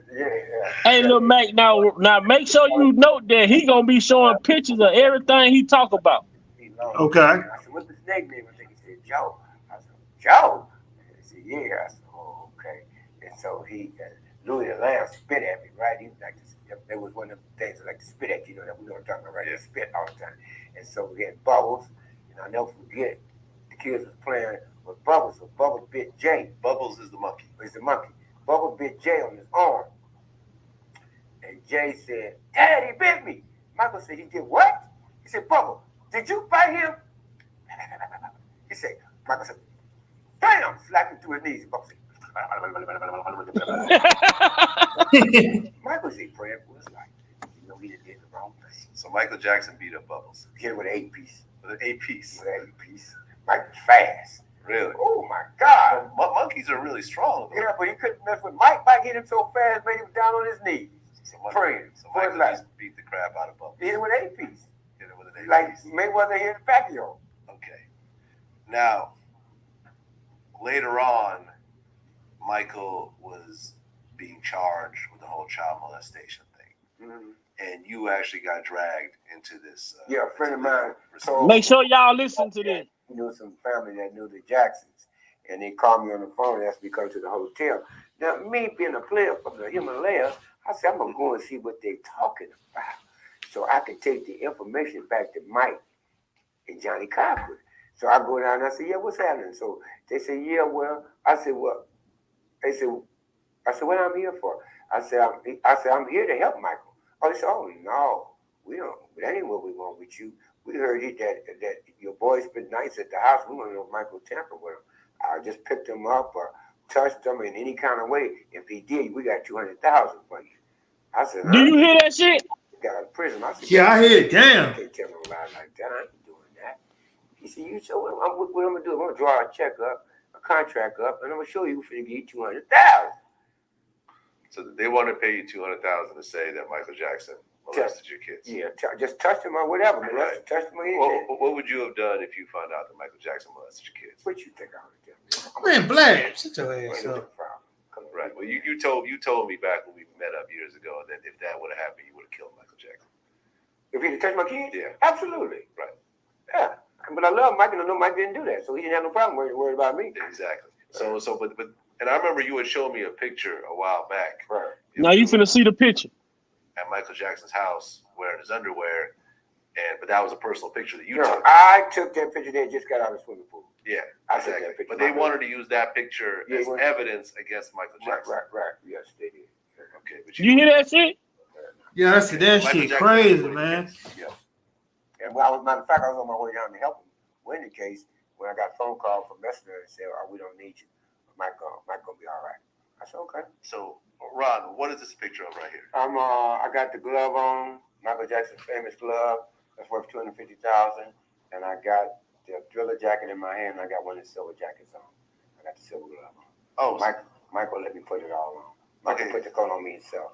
So that's Michael Jackson's coat, his glove, and his Thriller jacket. Yes, it is. What is this right here? Oh, that's me and Joe Jackson in the Encino bedroom talking, hanging out. That's Joe Jackson on the bed right there. Right, yeah, that's when I had. He got all pictures to prove this shit. Skipped away from Susanville. You're on vacation. I was on vacation. That's Michael Jackson's, where the platinum albums are all kept in that room, the memorabilia room of the Michael Jackson and the Jackson 5. That's downstairs in the big room with the platinum records. Okay, those are your kids, the Neutrons? Yes, that's the kids, the Neutrons. Now, this one is Michael Jackson. I think I'm the only person he ever called Dad, because he called Joe Joseph. He said, "To Dad." You see the signature? To Daddy, Ron Newt. This is my wife and my kids. We're up in the Michael Jackson's room where he got his costumes at. What is this right here? That's Michael Jackson's jacket when he went on the tour. This is the Jacksons. Yeah, this is the Jackson. Okay. This is why he was still the Pepsi, when he did the Pepsi commercial. Okay. Was he still with the Jackson 5 during this time or no? Yeah. Looked like a burn mark, yeah. Wait, was this the actual jacket he was wearing? That's right, yeah. This is the jacket he was wearing. I got this out of his closet. So you think this is the jacket that he actually... I'm not sure. I know there's a burn mark on it when I took it out. Right. Because when you do the Pepsi commercial, his Jerry curl. Yeah. But I don't know if he had the jacket on. Well, I don't know. But I know I got this out of Michael's closet. That's Michael Jackson and Jackie Jackson and his Michael's bodyguard over behind Bobby with Michael arm around Bobby. Jay's standing in front of Michael. Ronnie's holding Bubbles. John Law's in the back. Jackie's right there. Misha's right there. Ron is right there. And Ronnie, that's the day that Bubbles bit Jay on the arm. Okay, so there's Bubbles the monkey right there. There's Bubbles the monkey right there. That's the same monkey. That's the same monkey that Michael was carrying around. So Bubbles bit who? Jay, the baby. Jay Valentine. Okay, he bit Jay, and then Michael hit him with an AP, yeah. Hit him with an AP. Michael hit him with an AP. That's Bubba. We're in the yard, Michael Jackson's yard at the Encino house on Raymondhurst. That's Ron, Bob, Newt holding Bubbles, Misha watching Bob hold Bubbles, and the bodyguard. Right, and that's your and daughter. Ronnie over in the corner. That's my daughter Misha here. That's your daughter Misha holding Bubbles right there. Right. Okay. And this right here when we were on Jackson Records. Mike on his knees, please. Young Mike. Over in the counter, looking at Michael. Got his eye on Mike. We got that snake eye on. Eyes on the prize. Eye on the prize. I have Michael Jackson on my visiting list in federal penitentiary. Michael Jackson's on your visiting list? Yes, right there. So Michael Jackson came and visited you in prison? I ain't going to say. He was on. But you see his name? Where's Mike at? Yeah. Michael Jackson, Joe Jackson. Approved visiting for Terminal Island, California. That shit sick, man. Go to show if they want, they'll do any stoop to any kind of level to bring you down. For real, man. That shit it was beyond ridiculous right there, man. I've been telling people to go and look at that interview that he did. The dude supposed to did another part. The next week he was dead, man. After he came with that shit, he died. He died. The next week he was supposed to been doing another interview and he was dead. Oh, that's foul play right there. Hell yeah. Everybody was like, how the fuck that happened after he dropped these nuggets on Vlad, like how they used him and the same shit. And like he said when he got there, they offered him $200,000. He told him, shit, I'm here to help Mike. Say, shit, we'll drop a contract right now, give you the $200,000, and you give us the picture. I don't know if you saw the picture that he had with his son and Mike bed with the glove on. Right. His son had a picture in Mike's bed with the glove on. They want that picture. They were gonna use that picture to say that, you know, Mike had the boys in the house or whatever. He like shit. He said, I came down here to get information to take back to Joe and Mike. You know, he did. And I'm like, man, that's crazy how far that these motherfuckers were stooped to do some shit like that. You know what I'm saying? They did that. I kid you not, a lot of these people in this case, they paid witnesses. They bought and paid. Hell yeah, they bought and paid for by the government. Yeah, By man. the government, man.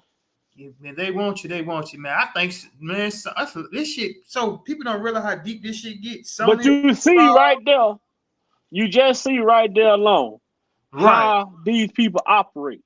That show, if they was operating like that back then, imagine how they operate now. Yeah, they ain't gonna change. Right, time's more advanced too. Yeah, they ain't changing. They only thing they changing is how they go about doing it. But they still doing the same shit.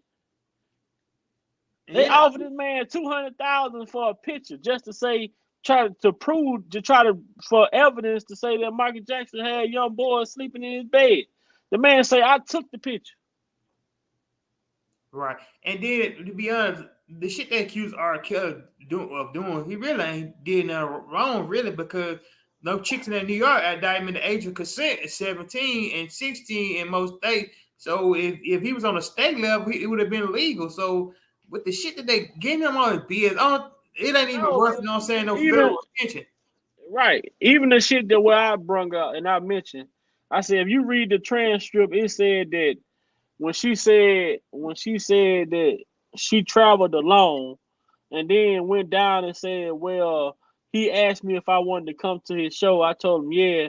We started packing our stuff. He was even throwing his stuff in my bag. So how the fuck how you traveled alone to Stockton, California, but then say he asked you, did you want to come, and say he was even throwing his stuff in your bag, insinuating as if y'all left together. Make it make sense. Hey, that girl lied about everything on that damn stand but what her parents did, her mama did. Man, facts. And the judge ignored all that shit. Judge ain't done to that bias mom. Man, I would love to see how many sidebars she said, how many redirects she gave, because the prosecution didn't have to do shit. She basically doing their job for them. She was doing the job for them. Every time the man tried to get into the cross, you can't do this, you can't do that. Even when he asked to bring in evidence, which was videos from YouTube, this, that, and the third, they wouldn't admit that. But then they had shit that they showed only to the jury. Come to find out, you read the transcript, they had shit that only the jury saw and the public didn't see, or the defense didn't see. Then when they entered in the shit with Haley Calhoun, it wasn't even no video, it's just audio. You know, how can you say that's her? That could be acting, you know what I'm saying? How can you say that's him? We don't know who that is. That's doubt. Right. That New York case was some bullshit. Man, full of bullshit. How you could put that in as evidence, you know what I'm saying? It's just auto, ain't no visual. You know what I'm saying? You don't know what they could have been acting. They could have been role playing around. You know what I'm saying? A whole lot of different ways that shit could have went, but the way that it went. That damn judge, and then that judge ain't done it, bro. That's something. But he's gonna. I think he'll be successful with on the appeal. It's just too many goddamn his constitutional rights were violated, and all these. I mean, just from the jury questionnaire alone, you know what I'm saying? How did these jurors get on here that watched Surviving R. Kelly? How did they make it on the jury pool? Not only that, bro, I heard somebody that was working in the prosecution office was a juror. Was on a juror. And how then can you get it? Then one of the jurors asked for an autograph from Gloria Allred. And they need to say all this information that they got leaked about Tasha K leak basically caused Azrael to turn, because that's how she knew what Jocelyn was doing. And old boy and on the other side, and her dad, you know what I'm saying, used it. Tasha K admitted that she gave it to Angelo, her daddy. Yeah, delete email. You know what I'm saying? When are they going to address that? They're addressing Don. They're addressing other people. When are they going to address these leaked emails that this woman was getting? I ain't gonna lie though. People don't like Doug, but he told the goddamn truth about that damn Greenberg though. Yeah, but he also had a moral compass himself. You know what I'm saying? Everybody was telling on everybody. It's almost like Demetrius telling on Barry telling on Demetrius. Then McDavid telling on Barry and Demetrius. Like everybody had, they all Yeah, doing the same. everybody was dirty in some kind of way. You know what I'm saying? They all doing the same shit. But see, Don and the PI, all this shit, like, it's so much, it's so. I just after hearing that Andrew Wyatt video talking about how he spoke with Keith, how he spoke with Keith and try to get some representation that he was willing to do for free, but they had to pay for him to travel and travel expenses and stuff like that. And then, how you not get nobody like this to come out and be a real publicist? You know what I'm saying? He needed a real publicist. And, it's They had crazy, man. Daryl Johnson ass. What the fuck was that dude? But Daryl Johnson, the same motherfucker, told R. Kelly he had connections in the jail that he can get him a phone in there for $2,300. What when that nigga up in an indictment, somebody indictment, trying to extort somebody or some shit? He did that to a woman that came on Tasha K page. He extorted a couple clients out of money. He hit them with the storm like Michael Avenatti did Stormy Daniels and them. That was Darren McDavid was doing. I seen that nigga though. He was talking. He did an interview with them savages behind. I said, this nigga look like he's shady. He up to no good. It's something about that dude that I said he seemed weird, man. Like he just seemed like somebody you couldn't trust. You had to side eye him. Andrew Wyatt say they paid him. They paid him and Greenberg got him along with Greenberg allegedly got the money from Oprah for R. Kelly to do that interview. So what they did was talk Chaos and doing the interview, thinking Chaos thinking he gonna finna get paid for the interview. Yeah, but he ended up keeping the damn money because he got locked up. Damn, they man. kept the money. And Steven Greenberg don't realize that Chaos, you know what I'm saying? When he was saying that in that Gayle King interview, though, he made a whole lot of sense what he's saying, but that did take him that Gayle made him look bad. Chaos, what he did when he didn't wrong in that interview. For my personal opinion, it's just how Gayle went back to the panel talking about he was beating his fist and talking about, yeah, you're 21, 22, get up and go home. He was coughing and coercing them chicks what to say. Like Gayle tainted the jury just like Survivor R. Kelly did. Right, she did her part, but she did what she was sent in to do. She was sent in to make them girls, she was sent in to, I'll stop saying girls. She was sent in to try to change them young lady mind. When they had their mind made up, then their mind was set. That was the realest interview that girl did. Was that first interview that they did with Gayle was really, she was being honest. When she realized all this other shit was coming down the pipe, how it was coming, and that Chaos was, he confided more into Joy. She just feel like you heard her daddy say she getting $10,000 an interview. Right. I kid you not though.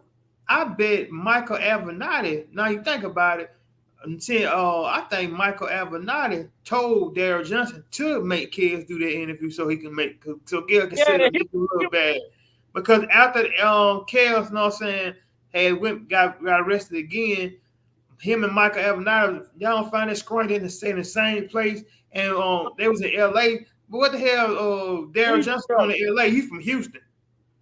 That's what Andrew Wyatt say, that those guys convinced our kid. They talked him into doing that Gayle King. They told him that he would receive money if he did that interview. That's the only reason why he did it, because they say he wanted the money from it. So they must have offered him a pretty good, decent amount of money to do the interview. That shit low, man. No down, but Chaos gonna be all right, man. I don't see him doing no 30 years. Man, it's too many loopholes. All you need is one real juror to create doubt. You know what I'm saying? It's the reason why we hadn't heard from these jurors. It's going to be almost a year now. We ain't heard nothing from these jurors. And now you got Jennifer Bogine representing too. Yeah, God set them Jennifer. He gonna be good. Oh, definitely, man. So I ain't gonna hold you no more, man. Tomorrow, all right, man. Everybody get out of this thing. Giveaway on my channel later on today.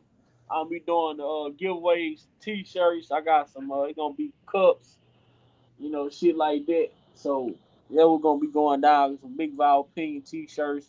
Then I got some tumblers and shit that I'm gonna be giving away on the channel today later on. Just for appreciation, hitting 1K subscribers on this mug. Are you at that 1K? Man, I'm a little bit over it, man. Oh, that's good, man. Keep growing your channel, man. We need more, you know what I'm saying, care supporters, care bloggers out here, man. The more the merrier. I welcome them all, man. Long as you know what I'm saying on here speaking positive about the brother, you know what I'm saying, ain't with that negative stuff, that beefing stuff, I'm all for it. I don't have nothing against nobody on these YouTube streets, man. As long as you speaking positive for the brother care, I'm supporting you. I agree. I ain't got no beef with nobody. I don't want no smoke. No smoke, no smoke. Like to tell jokes and laugh and, give you my opinion. That's it. My opinion. Right. That's all you can do. But I'm going to get up out of here, man. Free R. Kelly to his backwards. Already, man. Already. One love. Good night, everybody in the chat. All right, y'all. Now it's down to just me. I thank y'all for coming. It's been a good time, but I don't want to leave, but I got to go right now. Don't forget, man, it's going down tonight, y'all. Later on today, we're doing the Big 1K subscriber appreciation giveaway. It's going to be the Big Vi treasure hunt content. Later on today, we're doing the Big Vi content treasure hunt. I told y'all, all the answers is going to be on the content on my page. So you will have your cell phone able to, research. You will have your cell phone or whatever, your computer to help you, reference back to some videos, this, that, and the third. But in order to make it fair for everybody, I said I'm going to do a content treasure hunt. So all the questions that's going to be asked, I'm going to have 10 questions. All the questions that are going to be asked, you will be able to find the answers to the questions within the content on my YouTube channel. So later on today, we're going to have a content giveaway. So make sure y'all be there. Make sure y'all be ready. And it's going down. And I hope everybody appreciate it. You can either win a tumbler, or you can win a t-shirt, a Big Vi Opinion t-shirt, courtesy of me. So with that being said, y'all be blessed. God loves you. God loves us. God loves us all. And yesterday was yesterday. And if you wake up to tomorrow in the morning to see light again, your feet touch the ground, guess what? You have a chance to restart, reset, regroup, and think it all over again. Let's make the best out of the next. And let's not procrastinate. Let's not dwell in the past. You know what I'm saying? We trying to move forward. Everything we do in life, we must move forward. We must move forward. Everything we do in life, we must move forward. You ever wonder why your rearview mirror is smaller than your windshield? You know why? Because in life, we supposed to spend more time looking ahead than we do looking backwards. So take this little nugget that I'm giving y'all and tell yourself every day. Every day you should be looking to progress. Every day in life you should be looking to progress. You should be looking to achieve something. Set those goals, set those milestones, set those things to do. Even if you don't knock out the big to-do things on your list, knock out a small one. If you continue to knock out a small one, at some point, you ain't gonna have no choice but to start to knock out some of those medium-sized ones. Once you knock all those out, you're gonna be going to those larger ones. But you have to have a goal. You have to have a goal. Set goals and achieve them small steps at a time until you get to the top. Until you get them completed. Believe in yourself. Don't never let no one tell you what you're worth. Don't never let no one tell you your value. Never let no one tell you what you can do. Never let no one tell you what you can't do. Because at the end of the day, it's all about what you want. It's all about what you want. There's no ceiling to to success. There's no ceiling to success. It's what you make out of it. And with that being said, we all gonna be successful over here, man. I pray that we all have success. I pray that we all have wealth. But you have to make the attempt. You have to make the attempt. And also you have to be consistent, man. All right? Ladies, gentlemen, Big Vibe Opinion has left the building.